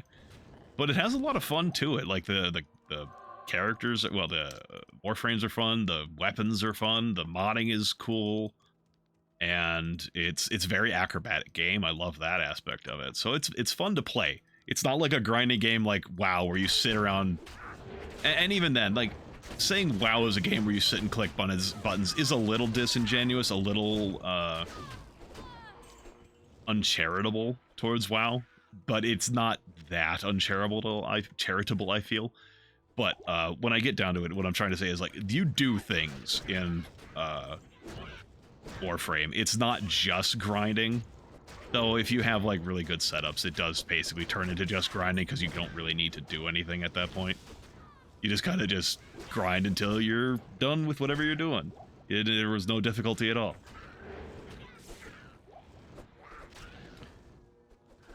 $350 Memphis. Gotcha. Yeah, I we'll see what I plan on doing. Like, I don't know how often I'm going to be playing this game, or Diablo 2. Like, I don't know if I'm going to be pounding straight through it like I did with Shadowrun and Doomfall and the 2 Heroes Chronicles games I did, or if I'm going to do this like a interspersed, like occasionally I'll just come and do this. But yeah, I'm probably going to be doing runs of like, maybe not Andariel. I mean, maybe some Andariel runs, but definitely not, you know, Andariel runs, yes. Duriel runs, probably no. Duriel's a fucking ass. But Mephisto runs are definitely nice. Or at least I've done a fair number of Mephisto runs. My character is usually not strong enough to safely do Diablo runs. At least, not with, okay, it's safely able to do Diablo runs, but it requires that I pay attention. It's not like mindlessly going and doing it. And even then, Mephisto also generally needs me to pay some amount of attention. But yeah, rarely am I at the point where Diablo is someone I can just mindlessly do as I'm doing, like, not thinking about it. And Baal is another one that I don't think I've ever gotten to the point where I can safely just mindlessly kill Baal.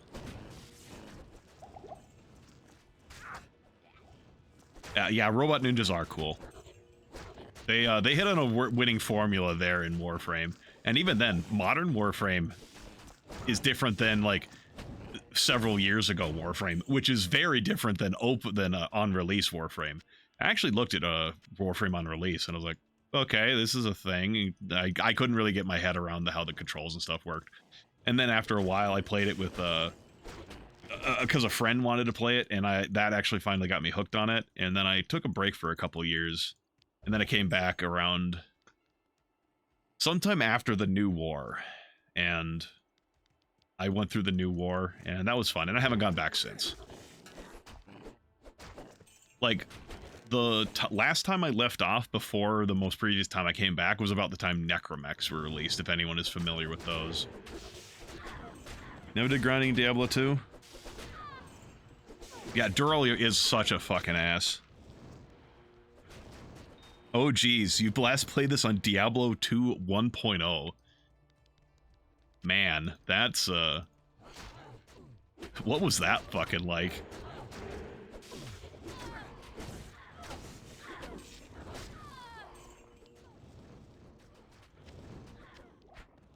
Don't need that. Part of why I'm going so slow is I've got this ingrained behavior of you should really clear the area out to get levels before you can progress further. But I also don't need to be clearing this much shit out before I progress. But I also do need to be careful about, because I am running on fucking Players 8, I need to be careful about shit like this. Where I run ahead and it's like, oh hey, by the way, get fucked. There's a lot of bad guys here.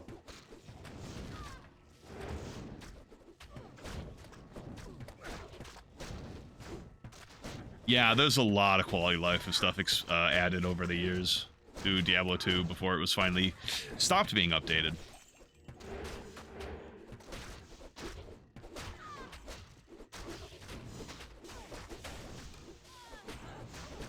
But yeah, it's talking like Diablo 2 grinding stuff that I'm aware of and I've never done has been stuff like killing Uber Diablo or getting whatever those fucking... whatever that item is that people fucking farm. I don't know what it is. It's like post-game farming shit. And it's like, I honestly don't even know what it's called. So if anyone's not aware of what I'm talking about, I'm sorry, I can't help you. I don't know what it's called either. The name escapes me. Hellfire Torch. Thank you, Don Homer. Yeah, I've never done any Hellfire Torch shit. It's... That is beyond my patience.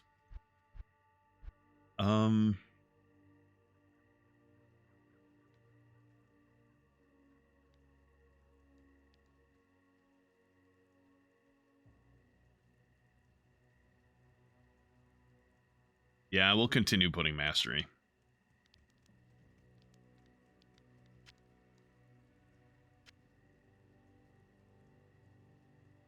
The Pandemonium event? No, I've never done it.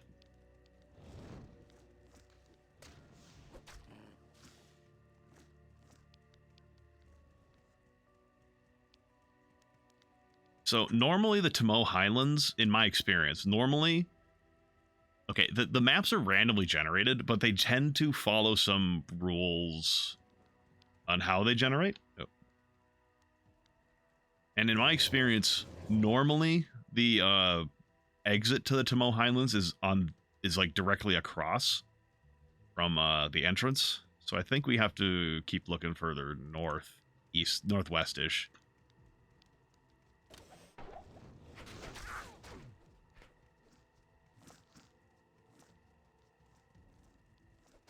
Ooh, experience. All right, let's start killing shit, I guess. More experience.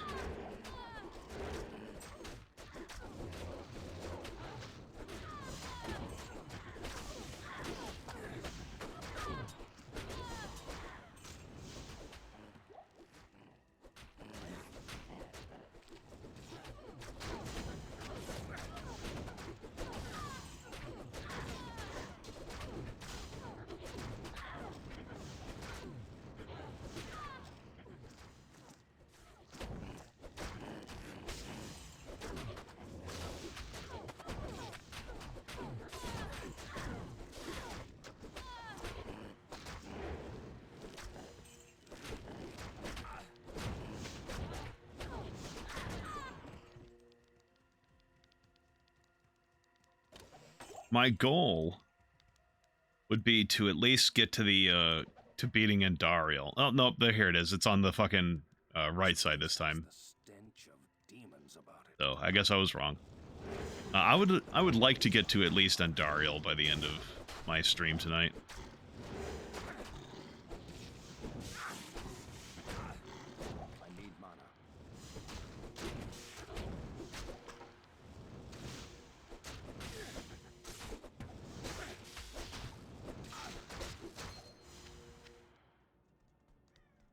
Like I said, I'm just kind of doing this pretty chill, so I'm not like... Honestly, I don't even know how you would do this seriously to be like, oh, hyper-focus, like, do this fast, fast, fast. Like, nah, I don't know how to do that. And I'm not saying that can't be fun to try at some point, but it's not what I'm looking to do right now. So I'm just kind of like going along and seeing where I can get to by the time I'm done streaming. Oh, not this way. The outer cloister is a little weird. It's got like, it usually has like, oh, like 3 exits, but only one of them's really an exit.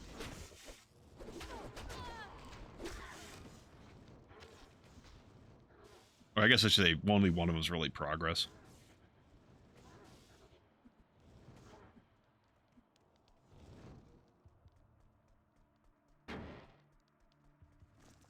This kind of depends which direction the map generation decided the game progresses in.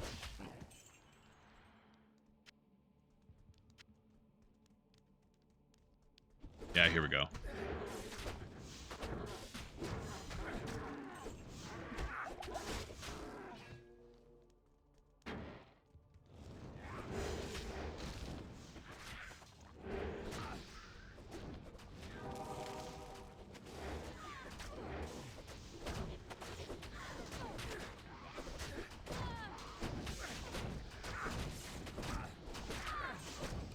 Yeah, that makes sense.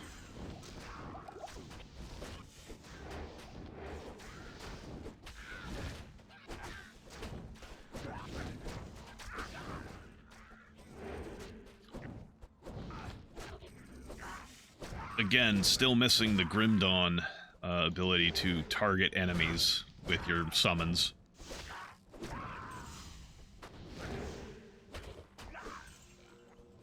As it stands, I gotta fucking trust them to fucking figure this shit out themselves. And I'm like, I barely trust myself to figure this shit out, and I've got fucking modified monster AI gonna shit fuck. You know, I'm gonna stop making the word salad. I'm just gonna abandon that conversation topic.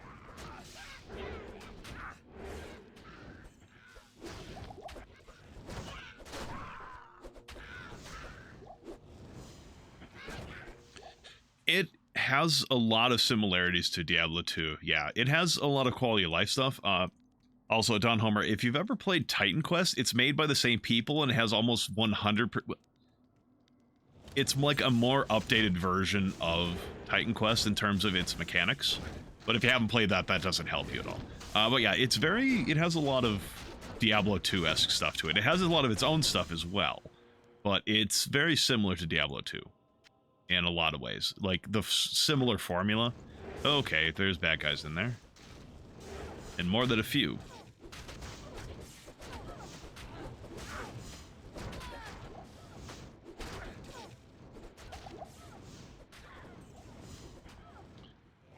Get out of here.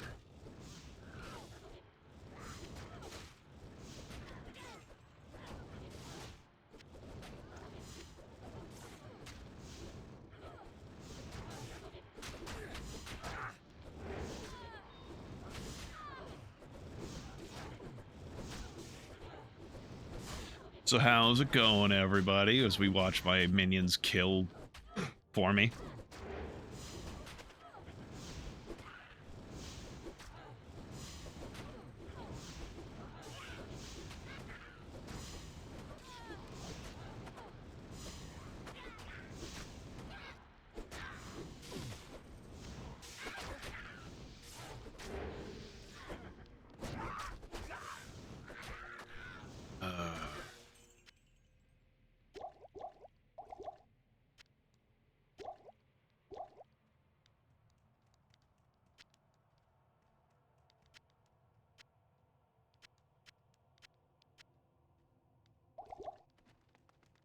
Quest log.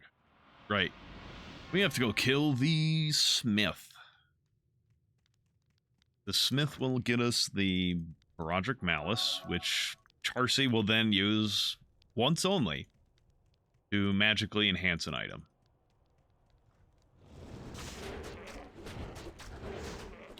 In my understanding, people usually wait for other difficulties before they do that, I think. Because you can go back to previous difficulties and you can, like, claim rewards after the fact. Though doing so will regenerate your whole world. So if you have a have a good generation going, like, say, for example, a really good Countess run location where you have it right next to your waypoint, it'll get reset if you leave a difficulty and then come back.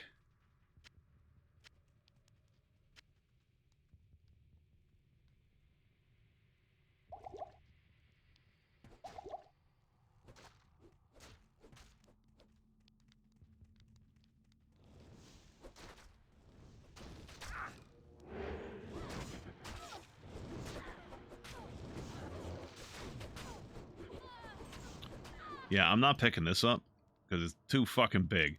Also, it's ethereal, so it's going to be worth jack and shit.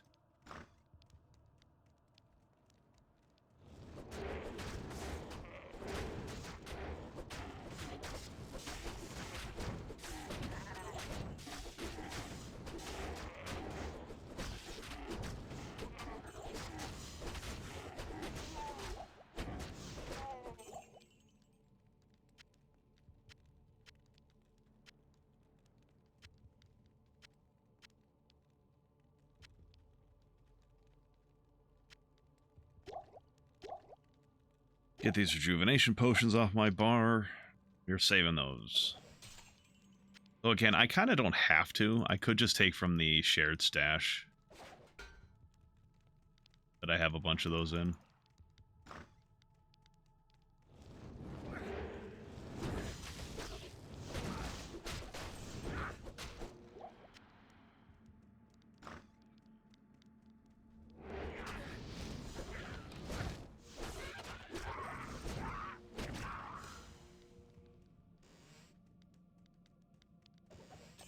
Well, here's the Herodic Malice.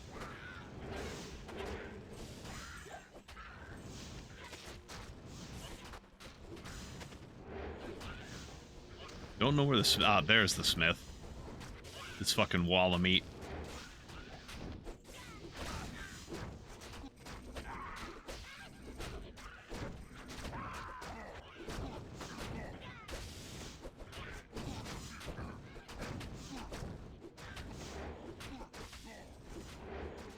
Fucking shamans. Regenerating their fucking little minions. Alright, he's dead. All this for a hammer? The funny thing is, you can use it as a weapon. I don't know why you would, but you can. Let's go give it back to Charcy.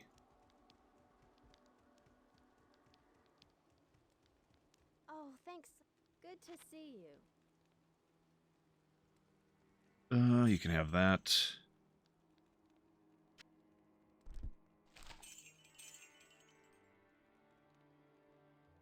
I should have identified this stuff with Kane when I ran past him. Prepare my stuff. Still have shit.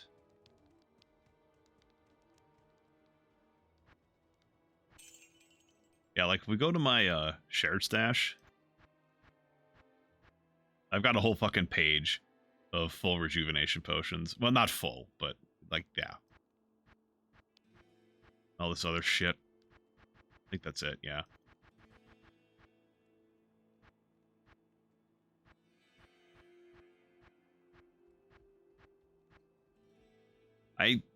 I said at the beginning I wasn't sure if I was going to use... I said I wasn't going to use any of this stuff, but then I almost immediately backtracked on it. Because, like, Graven Spine would be nice when I'm qualify for it.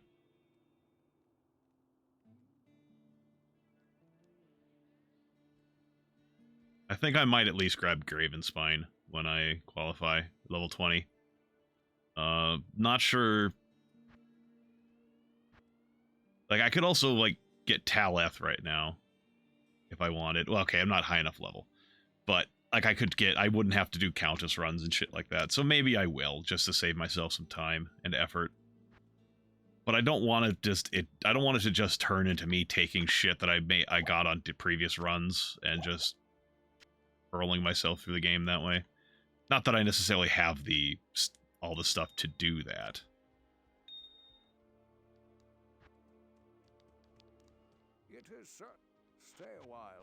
Because it's more of a trophy case than anything else. So it's just like, oh, hey, here's cool things that I found. Less than not so much of like, here's my armory for when I need to do X, Y, and Z. I will take this actually over the poison resist because I'll reduce the duration of poison by 25%. I really don't need this. Honestly, this is useless too.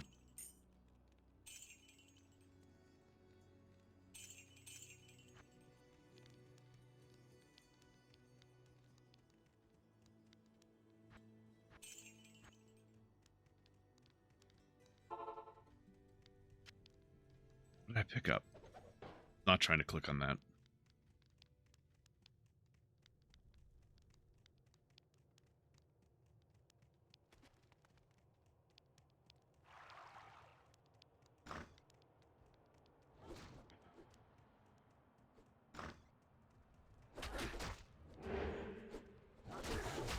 Ugh, come on, you idiots. Oh, my mages are dead.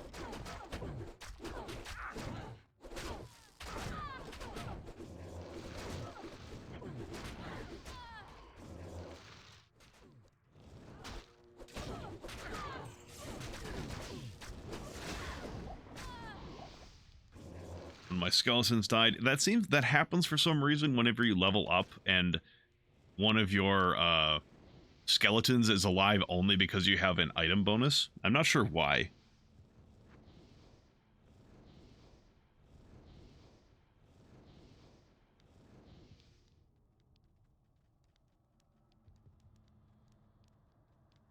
Yeah, we'll just keep doing skeleton mastery.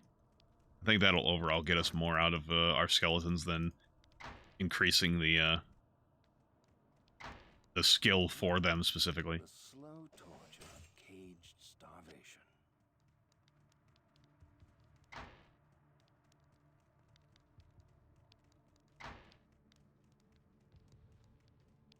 Okay. Up.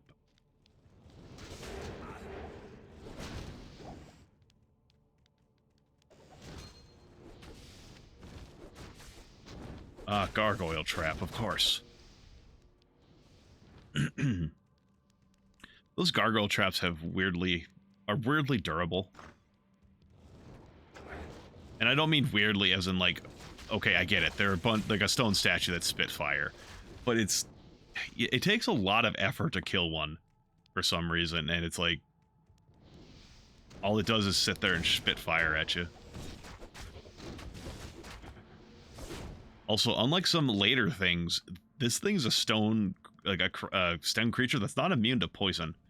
Like, there's some stuff later that, like, makes, like, there's, like, arcane towers or shit like that where they're immune to poison, because, yeah, they're a fucking inanimate object. But not these fucking gargoyle statues.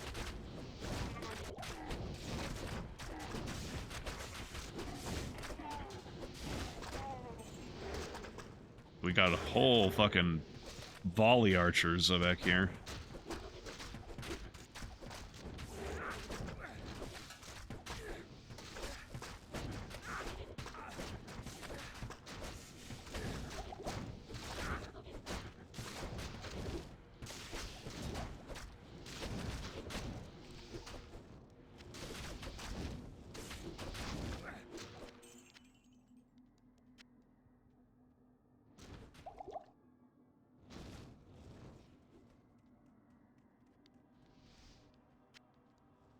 I still have shitty boots.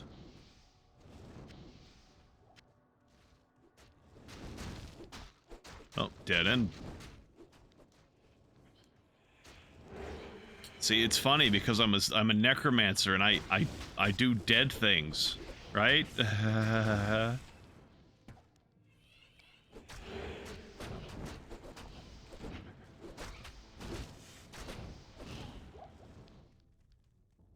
This one that... No, that doesn't open up. There are some of these, I think it's only a specific location will do that, but where you can open up a secret door.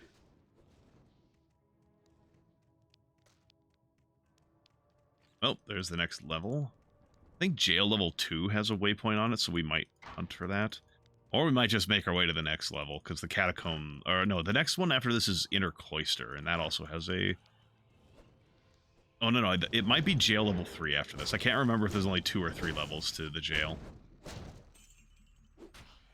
But if we don't find it here, we'll probably just keep... I mean, we're gonna keep pushing forward anyways, so we'll just find the one in the Inner Cloister. I say find. That one I think is pretty obvious. If I remember correctly. Easily could be I don't. It's been a while.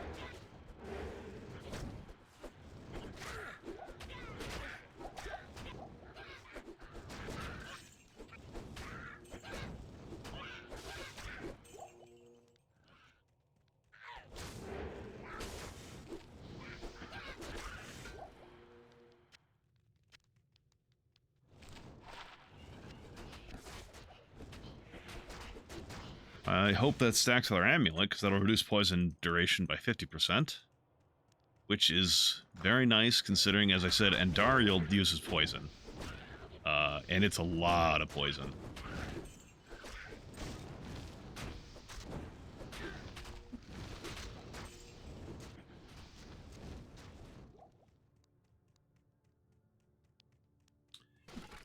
Nope, no exit here.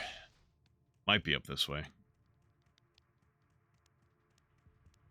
Oh, never mind. This is not a dead end down here.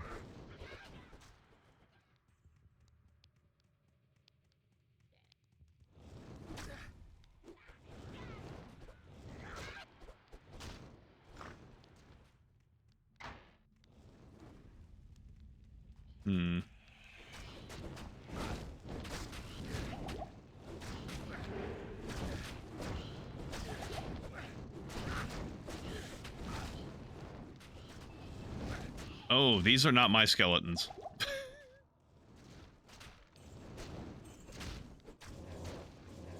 I was wondering why I was taking so much damage when I only have one enemy nearby. Turns out there wasn't only one enemy.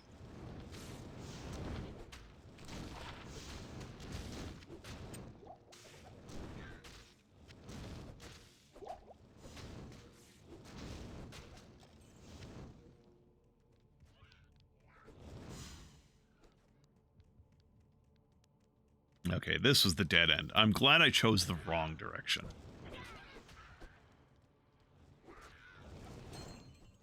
A ring. I didn't mean to pick up arrows. Who the fuck would pick up arrows? Well, okay, no. That's not what I mean. I don't know why this game still has arrows. Like, they're so fucking meaninglessly cheap. Like, at what point do you really need to buy arrows? I mean, like, at what point is buying arrows a setback? I guess is what I'm trying to say. Or like, shit, I can't get more arrows. I hope some drop. Like, no, just give them unlimited arrows. It's fine. Like, Deckard Cain. Good day. Identify my crap. Good day. Hmm. This would be a little nicer on a guy that cared about, or who, like, needed his mana to get kills. That's a bit of a refund on their abilities. That's not really this character.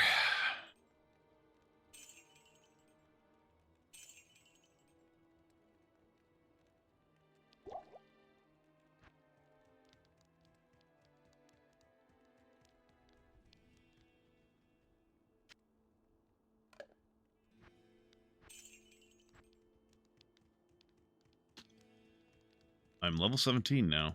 Good day. I do have the level to make Taleth if I want. I kind of don't want to just make it for studded leather, though.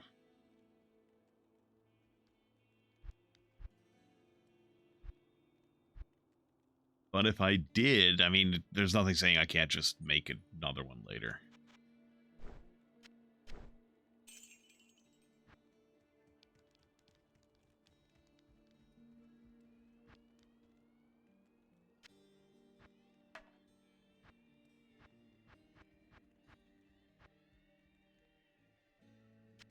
Al. Eth.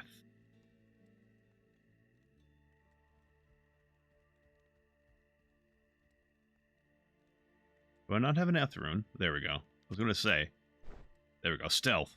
25% faster run walk, 25% faster cast rate, 25% faster hit recovery, plus 6 dexterity, regenerate mana plus 15%, plus 15% maximum stamina, 30% poison resist.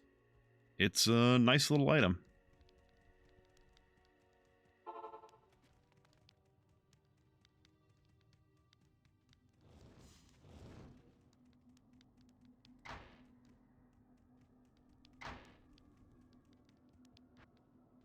Oh, right. Yeah, this is just saying, hey, Charseal, view an item for you as your reward. Don't need the fucking boots.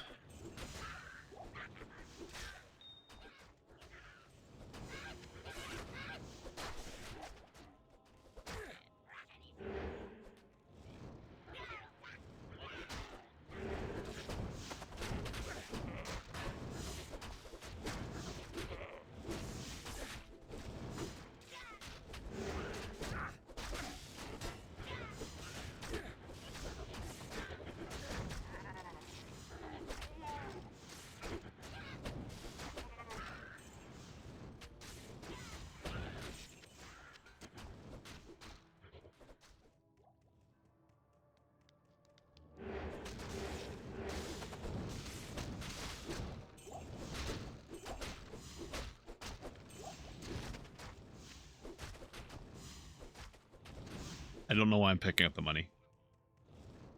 My loot goblin habits, I suppose.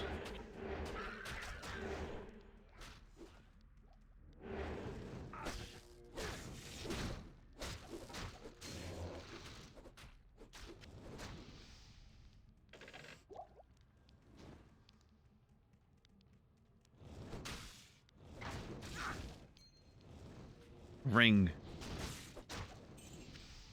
It's probably not very good, but we'll still check and see.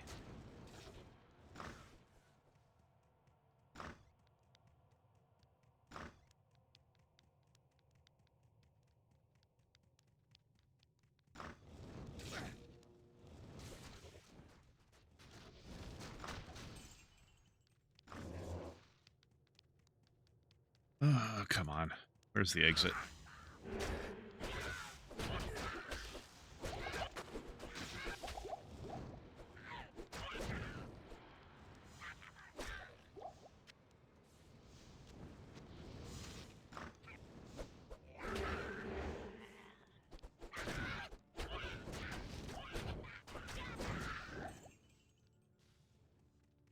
Don't need the money. Just leave it behind.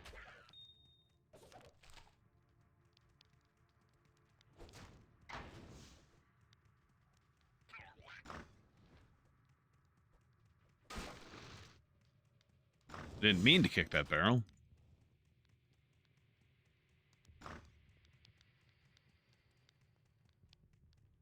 Hey, we found the way to the inner cloister.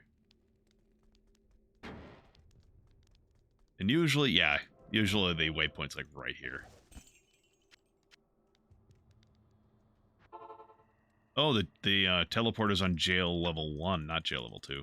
Hello. You can see. There. The Order welcomes you.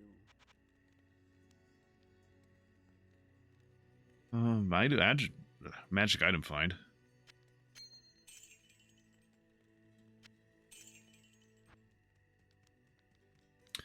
Not a lot of it, but we'll take it.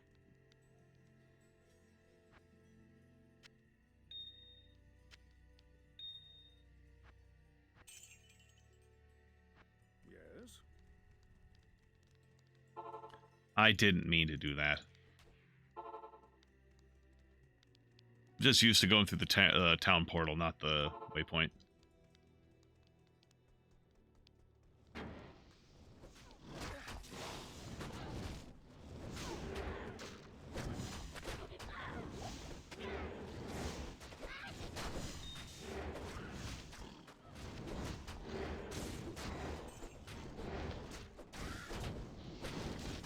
Flesh Cloud the Cold.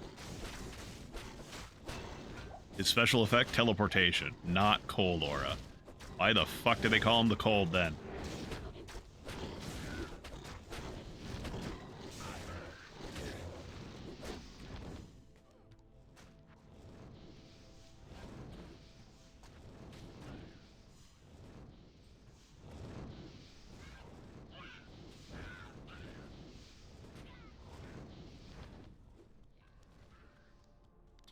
Where's the shaman that's resurrecting these fuckers?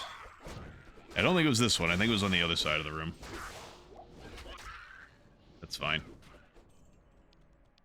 So there's a guaranteed unique enemy here. His name is Bone Ash.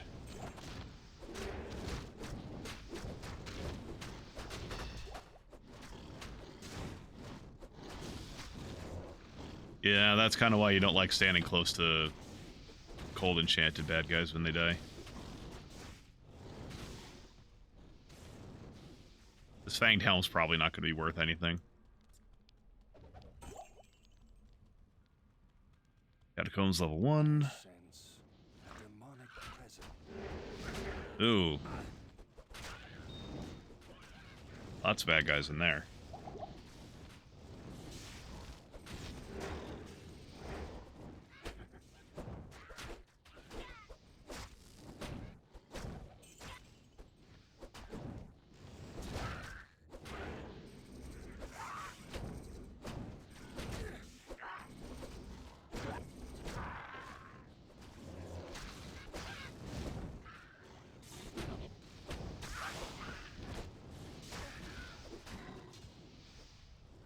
Oh, wait, no, that's...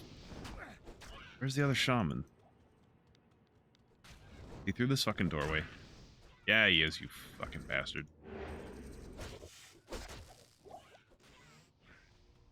Ooh, rejuvenation potion.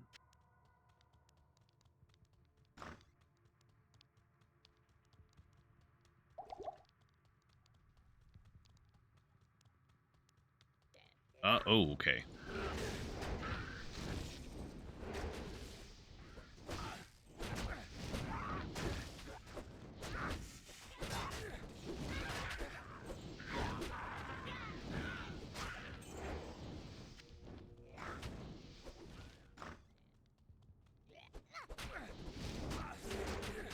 Oh, fuck.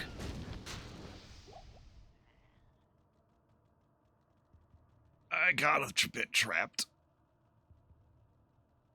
Ugh, shit. Alright. Here comes the worst bit. You don't get to keep your fucking items when you die. You have to go pick it back up. I say worst bit. If I was playing Iron Man or hardcore, I would just be dead. Guess you can wear that until we get our till we get our equipment back.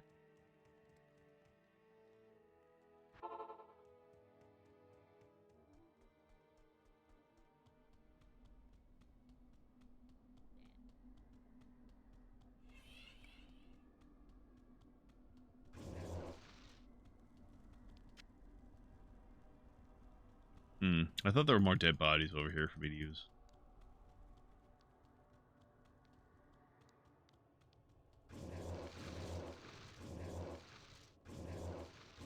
Not enough mana.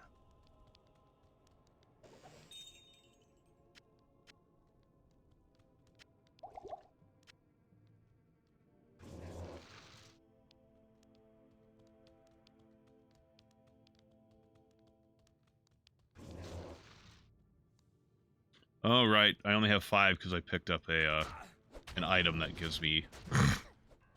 No, that would probably be disgusting to hear. Because I have an item that gives me +3 to animate skeleton.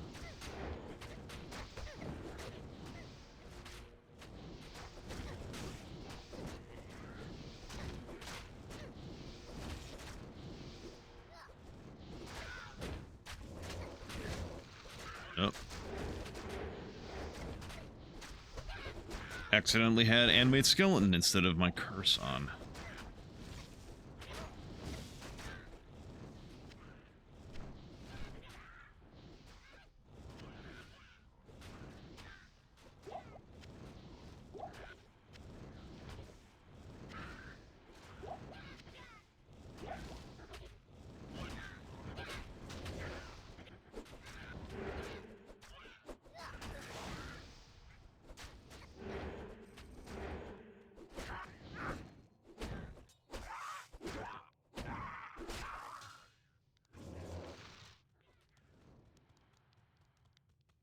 All right, come on. Where's the exit?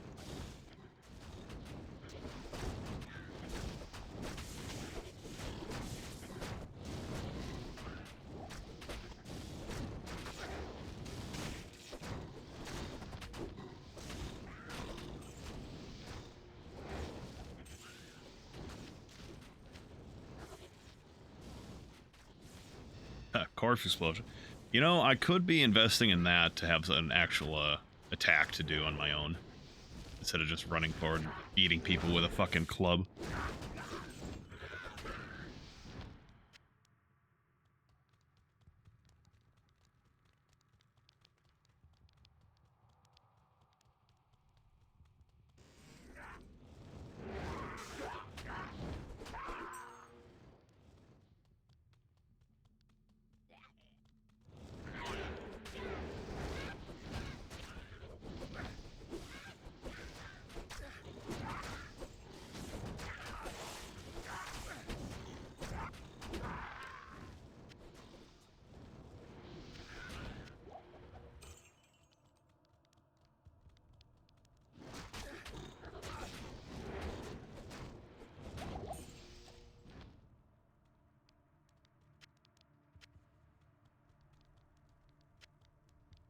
What's this?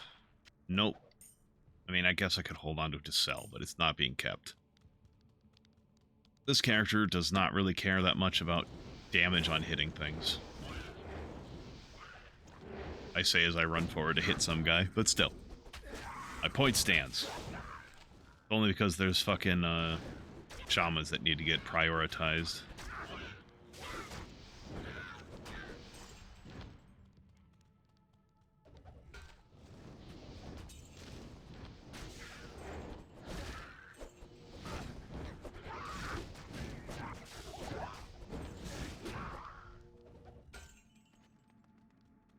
Wolf heads are rarely worth picking up. The class-specific ones are very rarely worth picking up, like the Fang Helm and the Wolf Head, the Falcon Head. But the more magic-y classes tend to have nicer equipment, specific, like class-specific ones to sell. Like the staves, which are not... Staves are not sorceress only, but they will tend to have sorceress only, like, skill levels and stuff on them. Or scepters, which are, again, another one that's not paladin only, but they tend to have paladin only effects on them. But they sell for a lot. Same with wands, which tend to be Necromancer only skills on them, but not Necromancer only. And they also sell for a lot. But then, like, there's, like, Katars, which are an assassin-only weapon, which are worth fuck and all. And then there's, what else? Oh, the Targe. The Targe is a paladin-only shield, and those generally are not worth picking up either. Okay, Catacombs level 2. We are definitely finding the waypoint on Catacombs level 2, because that tells us how difficult the Andariel runs will be, assuming I do any.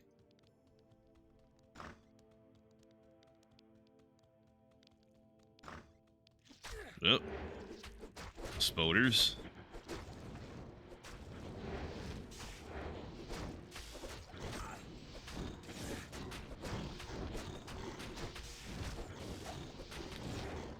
Throat's a little sore after D&D today. We went longer than normal, and I was running them through a fair bit of stuff.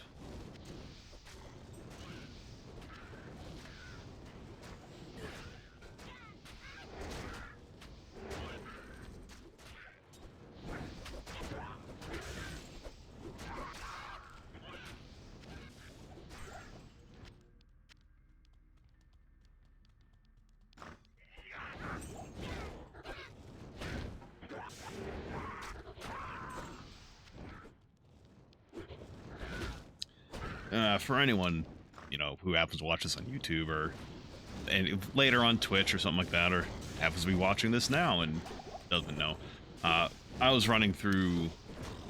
I'm running them through 3.5 Sunless Citadel, and we just finally finished that up. And I talked to them about stuff that they might want to see next, or like, were you happy with the level of? Like, was there anything you wanted to do that you were incapable of doing? Was there anything you wanted to see that you didn't see, or characters you want to interact with and you didn't get a chance to, that sort of thing? They said mostly were fine, but when I asked if they wanted to do another dungeon crawl thing, or if they wanted a different type of adventure, they're like, yeah, no, we'd kind of like a different type of adventure, so I gotta figure something else out to do for them.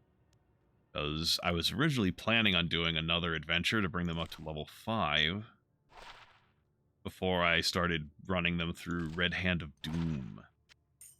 But I'll probably just make something else for myself, make something myself that they can kind of just explore through real quick to get them another level and a half or so. And then they should be capable of starting Red Hand of Doom.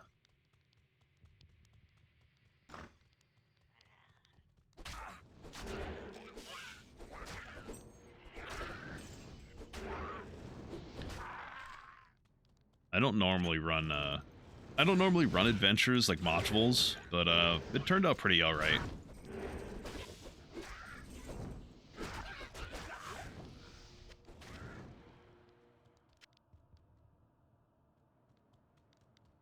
Well,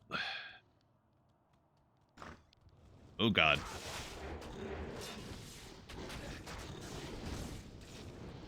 I'm not, stop running through there, you dummy. You have skeletons to deal with this shit.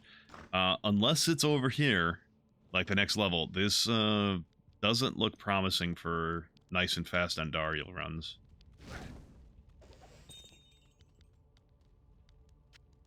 And even then, it's like you have to go through here before you even cut this way.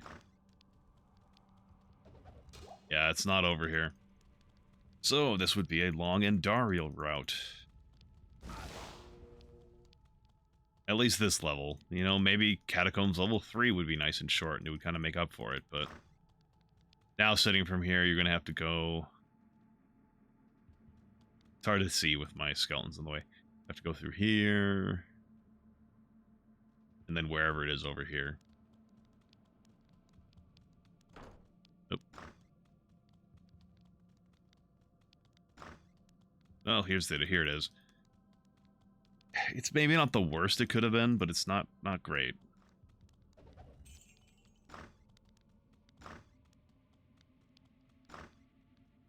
What level am I? 18?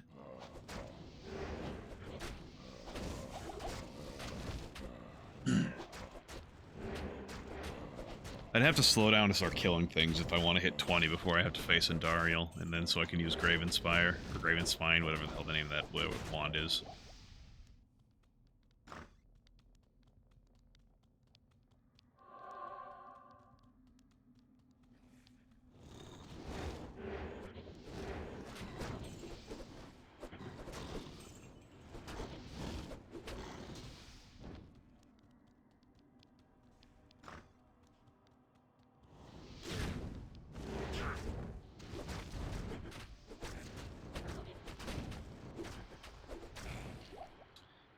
These banished, they regenerate health when they hit you, which, you know, not that strange of an idea for video games and, you know, a lot of other video game like media. The weird thing is, though, is they can do it with fucking fireballs.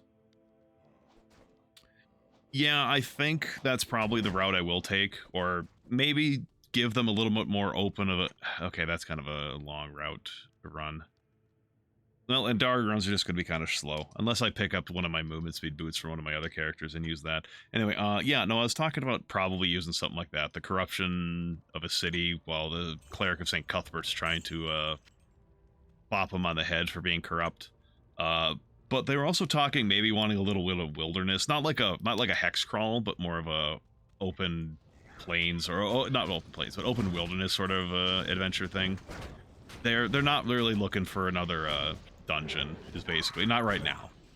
Though they're also like, if that's what's coming up next, that's fine. But if we had the choice, like, how do I say it? It's sort of like how we talk, hey, D&D is still fun. That's kind of the whole thing. Like, no matter what, it's still fun, even if it's online, though it's better in person.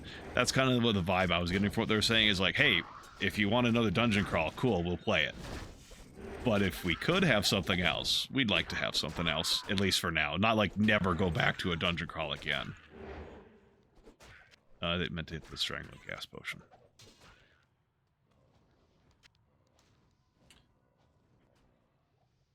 Yeah, I could do stuff like that. And I was thinking about ambushing them, because like the area has a lot of plains. I was thinking about ambushing them with like a fistful of terror birds.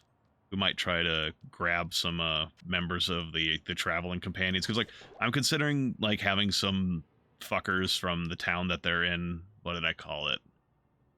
Hills Watch, or not? That's what it's called in the Red Hand of Doom module. It's called Hill Watch. Some fuckers from there being like, hey, we want to go to the Pound of Brindle because we want, you know, to have seek our fortune there instead of in the middle of this dying backwater. So they might travel with them and then be like, oh no, terror birds come and grab them and shit like that, and they have to try and rescue them or some shit. They don't have to, I suppose. They can be like, well, fuck you, and leave. Okay, we're not going to go too far forward in here, because I don't want to provoke Andariel.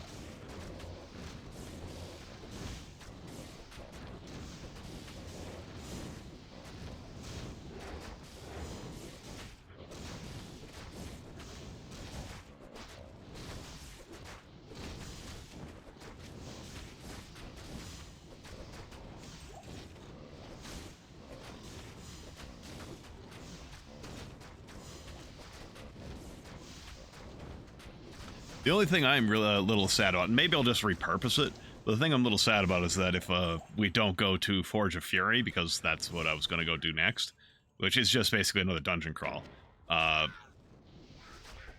your sentient magic item you designed for me, I won't be able to use it. I mean, I'll be able to use it probably, like I said, I can repurpose it for something else. Or like put it somewhere else and they can find it there, but then I don't get to use like the little storyline you came up with and stuff.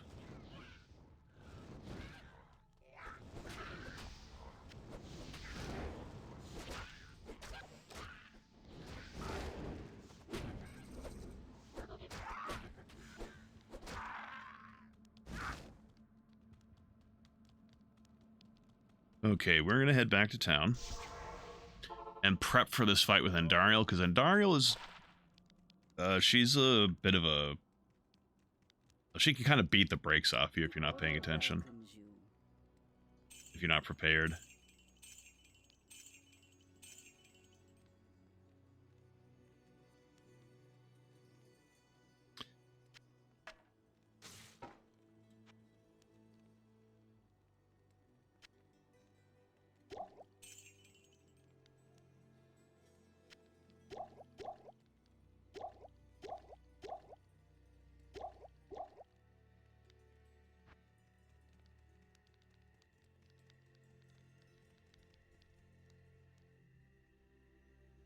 Oh, I didn't sell that. Or that. Or that.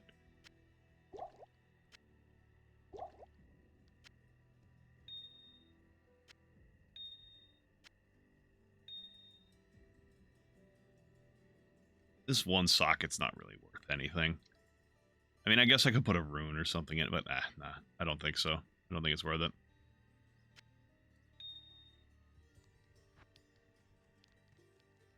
Yeah, they want me to kill Andariel, I know.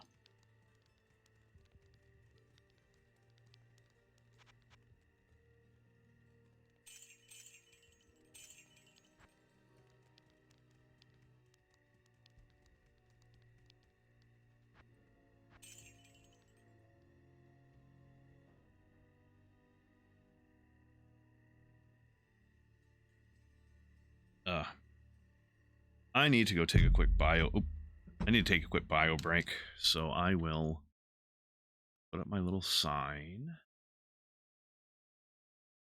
And I will be back in a minute or two. All right.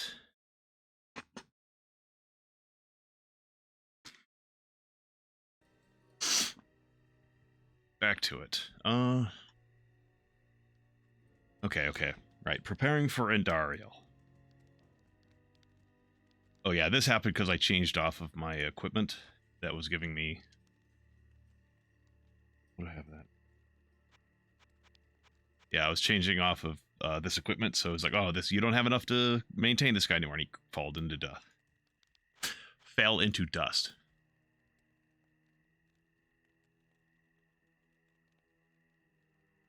So what we're doing, we're gonna buy a bunch of these.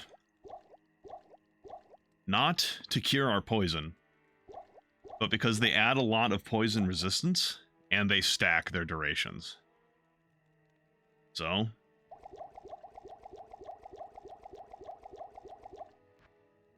we now have 80% poison resistance, as well as our items.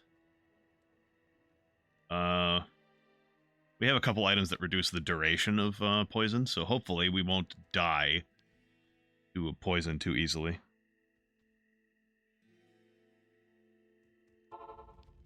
And we're going to set this up as just in case we die, we can get a shortcut back.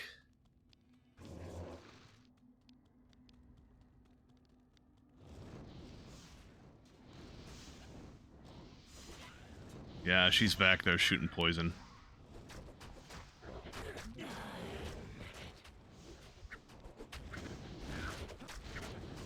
Oh, right, I never even,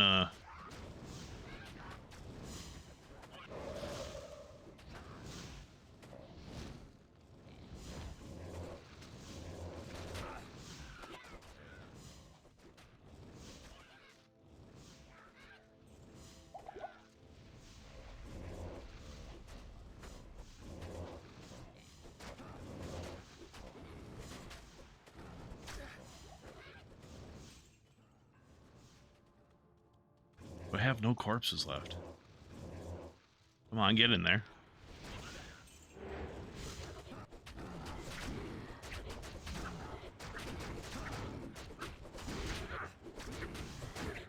Yeah, you can see even with 80% poison resistance, I'm still taking a fucking ton of damage from poison. Andariel doesn't fuck around with poison damage.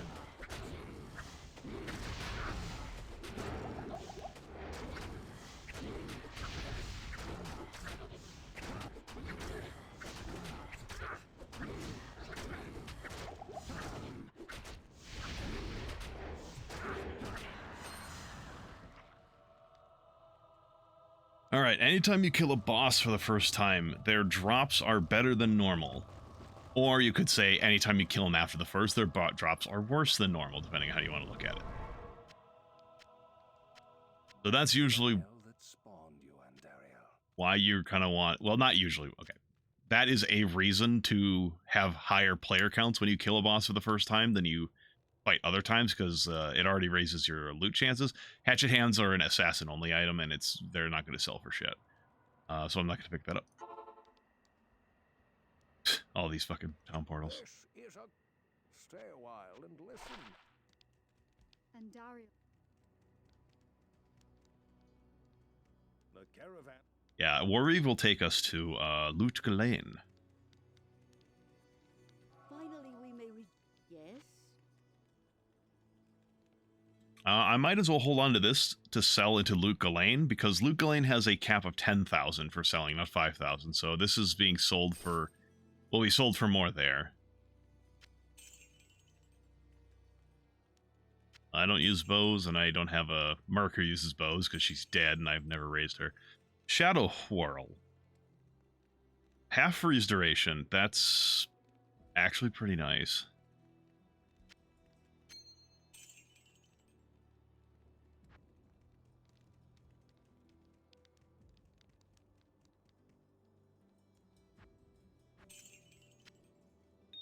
And we ended up not needing Graven Spine for our first kill of Andariel. I don't need to talk to Charcy. We will head to LOD. I'm not going to kill Andariel again tonight. Good day. Greetings, honored traveler. Greetings. Welcome to LOD. We have no quest log in here because yeah, that's what it was just saying. You killed Andariel. Good job. I know much about. Good day. Yeah, it was only worth 23 gold more than the max that the rogue camp could sell. Great. Do you have... Yeah, this is normally what I try to hold out for, is splint mail with 2 sockets.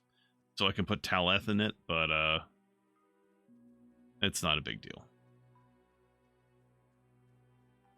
We'll buy that. It's a magic find.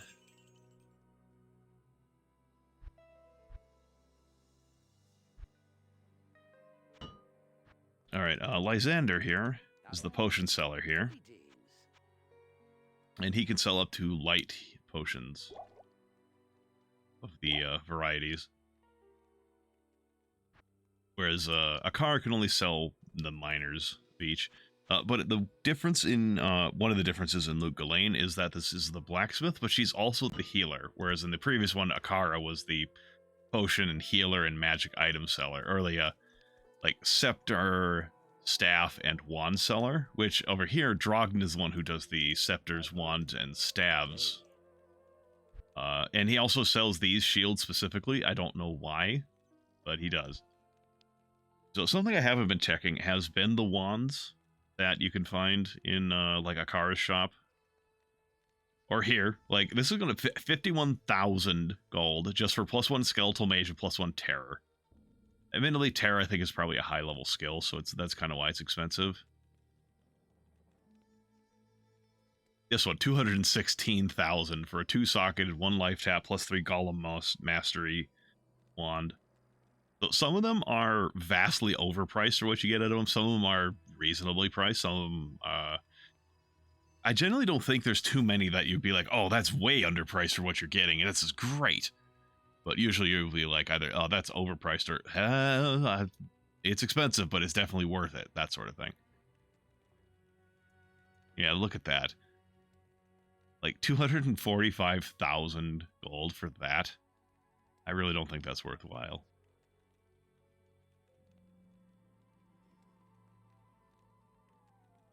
Then again, there might also be a multiplier on it for like how many levels of something gets added. Even an Iron Maiden, like for example, if we go to the skill tree. Normally there's a hotkey. I've unbound it, I think, for something else. Where's Iron Maiden? Iron Maiden is actually only a 12th level spell. And he wanted how much for that? It's +2 to Iron Maiden. It's 52,000. That's kind of expensive to me.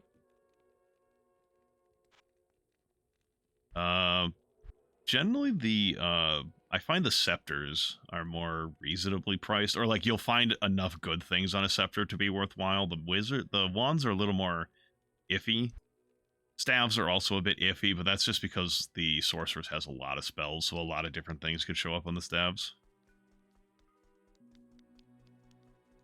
Well, okay, I mean, technically every class has roughly the same amount of skills, and they're all can show up on their items and stuff like that. But yeah, I think you get what I'm talking about. Come on. Right. We are going to go fishing. Fishing for mercenaries. I bet you wonder. Good day.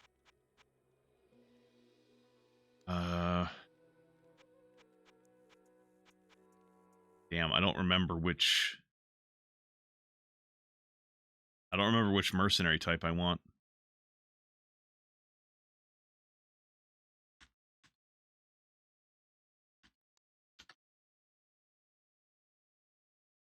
It's well, okay. There is one that I know of, and we have to wait till Nightmare to get it. But that's not the one I'm talking about.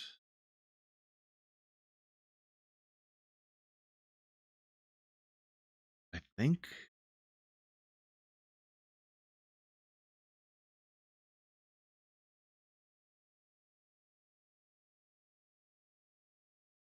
Damn it.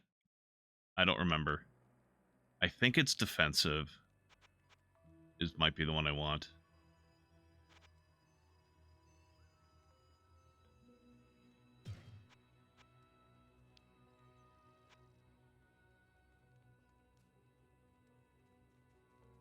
Well, if not, we'll be fine. They just have different auras.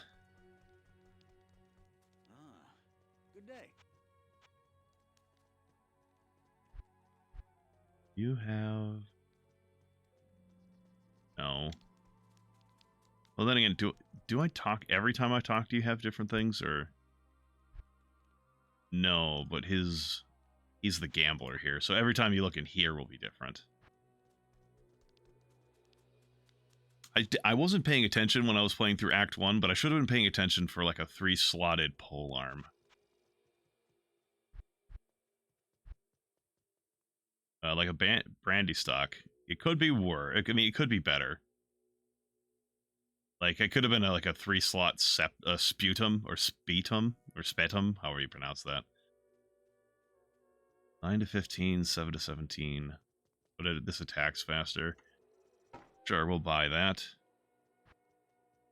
And I believe the item I'm going to make is called IthLF.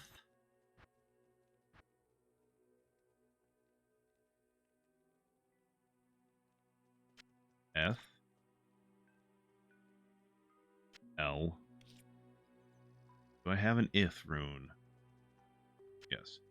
So I believe IthLF is the one I want. IthLF? Yeah, that makes Malice. Malice does a bit extra damage, increases the maximum damage, but the target, whenever it gets hit, reduces their target's defense by 25%. But it also has a 100% chance of causing open wounds, which makes the enemies bleed, basically. It prevents monster heal, and they reduce the monster's defense on hit. Now, the thing is, drain life means that if I was to wield it, I would slowly lose HP. But if you put it on a mercenary, they don't care about that. It doesn't affect them. Not in town. Here. So I can give this to him. Yeah, you see he goes from 18 to 30 to 34 to 84. That's a pretty good increase. I don't have any other equipment for him right now. I might just pick up just like generic equipment for him for the moment.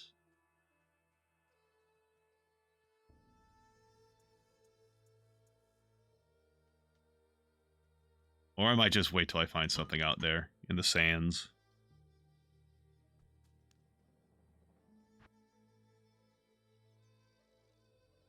All right.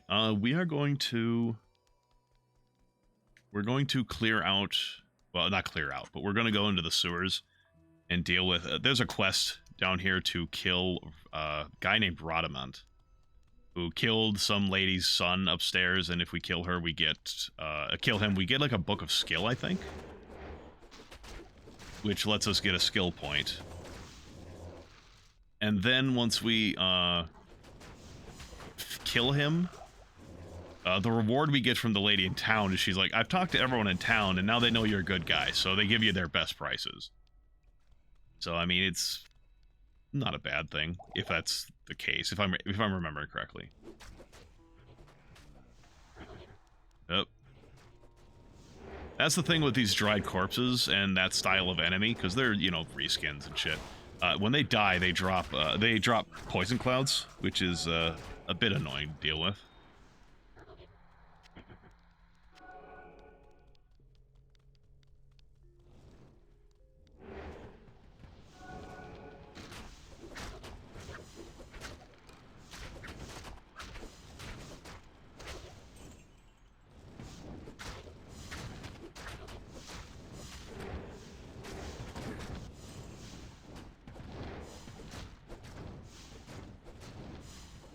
He could be doing a better job.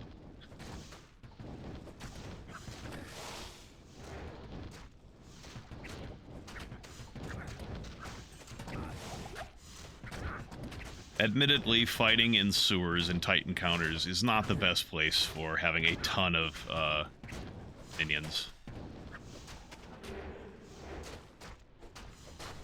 In fact, we'll find that out later in this act, just how bad tight quarters can be for a Necromancer. If we get there tonight. Honestly, I might just, because my throat hurts a little bit and I'm kind of tired. I might just get to the end of these sewers and I might call it for the night. It's already 2 in the morning. It's not that much earlier than I normally go anyways. And I went pretty late last night to finish Shadowrun.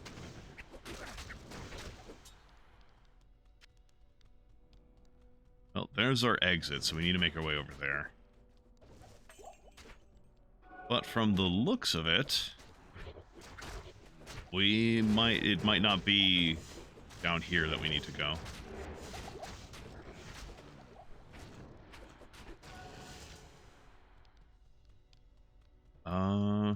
Or maybe we need to go further down and it wraps around here, because it looks like we already explored everything up there, so... Never mind, I was incorrect about being incorrect about the direction we need to go.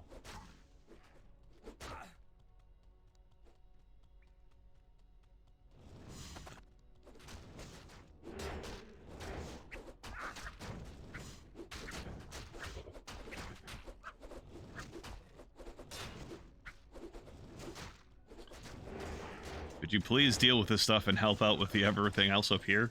Thank you.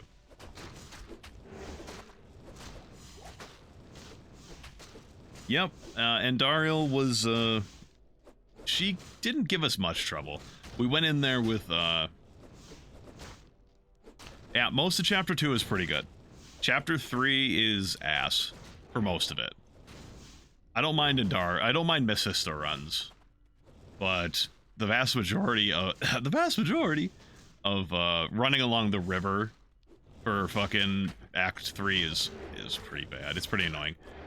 See, that's actually kind of makes Act 2 and Act 3. I'm gonna try and back up and bring my fucking minions away from there so we're not fighting at a fucking choke point forever. Nope, these guys didn't teleport. I'm not a fan of most of Act 3. But it's the reverse. Act 2 and Act 3 are the reverse for me. Where most of Act 2, pretty good, I enjoy it. Other than a few specific locations, like the maggot lair. And even then, that's mostly because if you're dealing with summons like this, it's a terrible experience. But then the boss of Act 2 is a fucking prick. Hate fighting him. But in the reverse case, like I said, I don't like most of Act 3, but I actually like fighting Mephisto.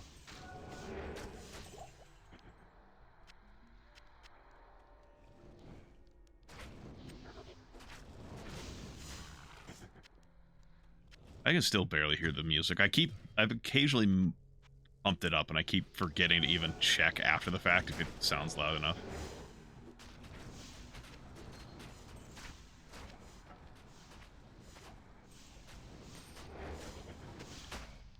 Alright, so I think we should be able to push our way through here. Yeah, this is one of the things. In my experience, usually coming through the dock exit, like, I'll go check over here just to show you guys where this is. Over here, in my experience, usually this entrance to the sewers, not this one, but this one down here, is generally the one that's closer to the next level down. Oh, yeah. Sorceress is, very nice for teleport. But then I can definitely get that where it's like, well, you kind of get fucked a little bit in some cases.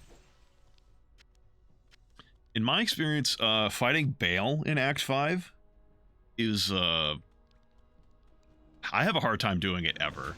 Because a lot of times he just fucking drains my mana. And it's like, he drains so much of it that you kind of just, you just have to accept that you're just going to have 0 mana whenever he hits you with the effect that draws the mana away. And you're just going to have to accept that fact. You're just going to have to live with it.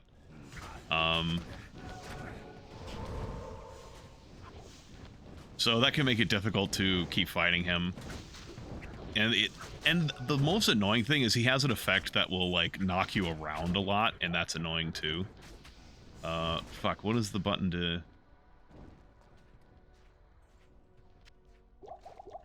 No. There we go. Shift right click will send a potion to your mercenary.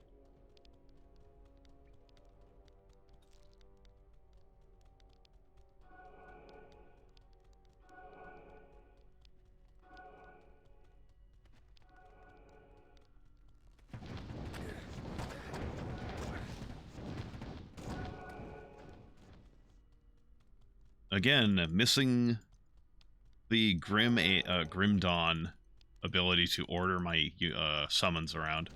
It's like, why the fuck is my mage in the front blocking the access for everyone else? I mean, look at that. They're just fucking stuck.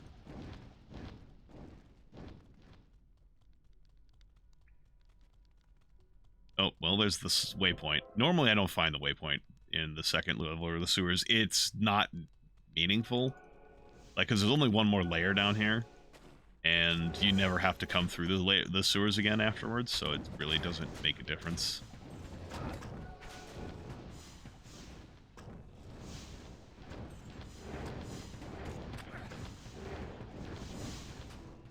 Grim Dawn is great. It's pretty good. I've only beaten it to the end of the main game. I haven't done any of the expansion stuff, though.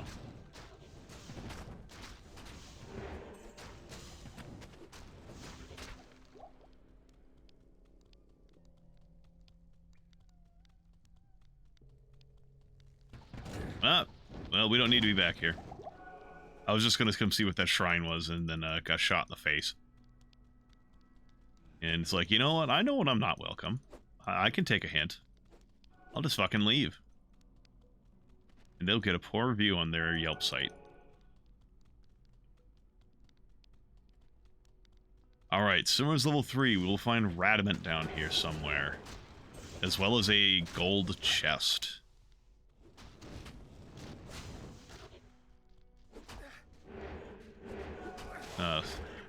Huntresses, otherwise... The line has other ones. The one I mostly know them by is like Sabercat.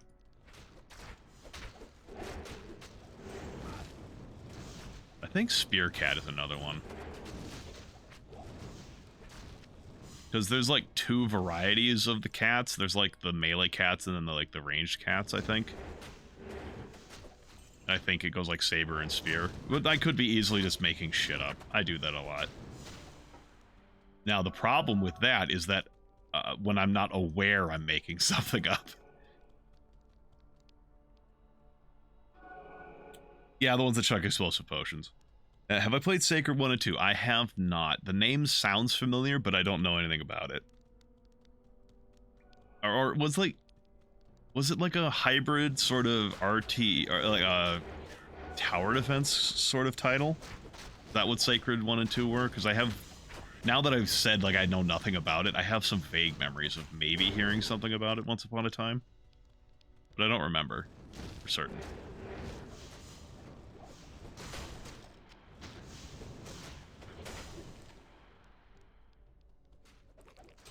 Oop, an axe. Awful big. I might be able to sell it. Hey, we're level 20.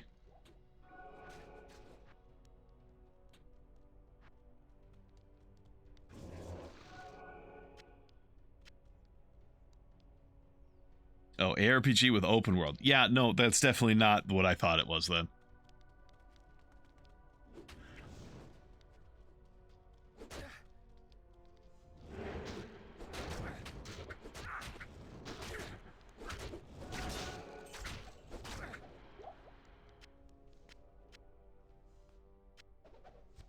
What was this again? That might sell. It's only 2 slots anyways. It's fine if it doesn't sell for that much.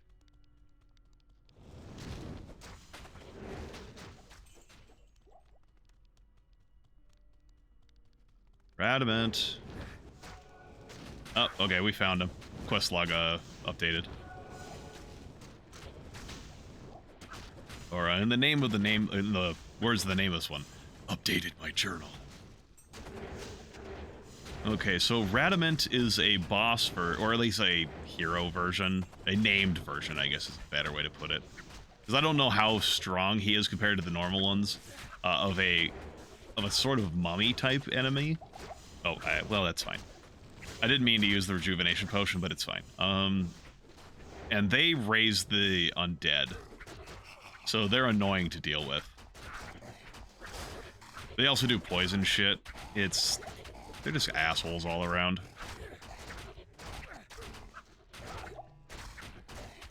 Ow, quit fucking hitting me in the face.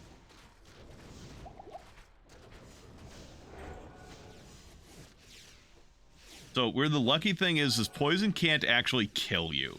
You personally. It can kill your allies and kill like your summons and your merc, but you can't die of poison. So it's kind of lucky that for that, because I would be dead right now otherwise. What a waste of undead flesh. Skill book. We also find a Heraldric Scroll. Is there anything down here? Nope. Okay, we head back to town, because we'll never have to come back down here again. Talk to Atma. Greetings. They say that Yeah, whatever, anyway. She's like, yeah, now you get the best prices. The lost Herod. Now he's telling us about the Heraldric Scroll, which tells us, like, oh yeah, we need to do X, Y, and Z. to serve you. At least I think that's what the Heraldric Scroll does. I'll put that to good use.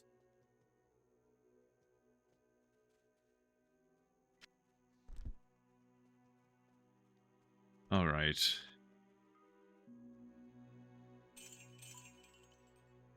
%15% chance of getting better magic items. Or 15% better chance to get magic items. Yeah, we'll take that.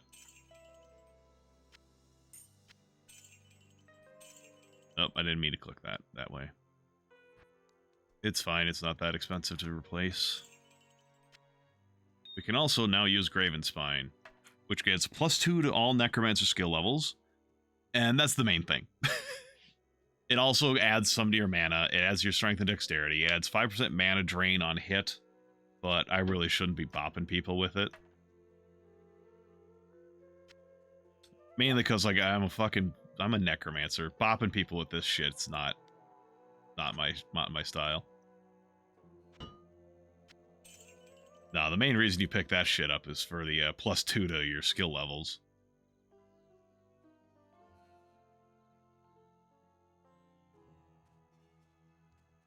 I will pick up a Skeletal Mage level, because that gets me 4 Skeletal Mages now.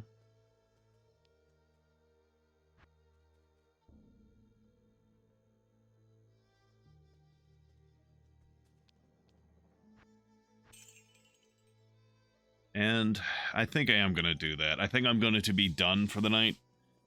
I don't really feel like searching through the sands right now. And it gives me a chance to rest up, considering I was up until like 6 this morning, but I was streaming until like, I guess technically yesterday morning, because it's after midnight. But anyway, but I was also streaming until after 4 last night. Oh yeah, no, thanks for stopping by, Mick. I'm glad you came. I keep intending on stopping over to one of yours when I happen to see it pop up on, you know, Twitch, but I'm always too busy until it's like, oh, it's already over.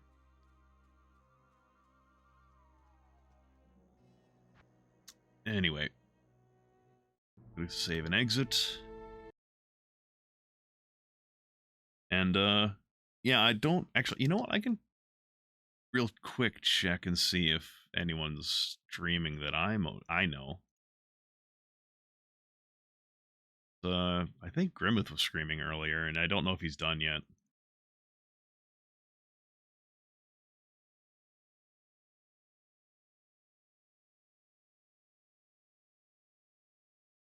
I think he might be. Yeah, no, I think he's done. Okay, anyway, don't got anyone for you to go watch. So, I'll just have to leave you guys to your own devices.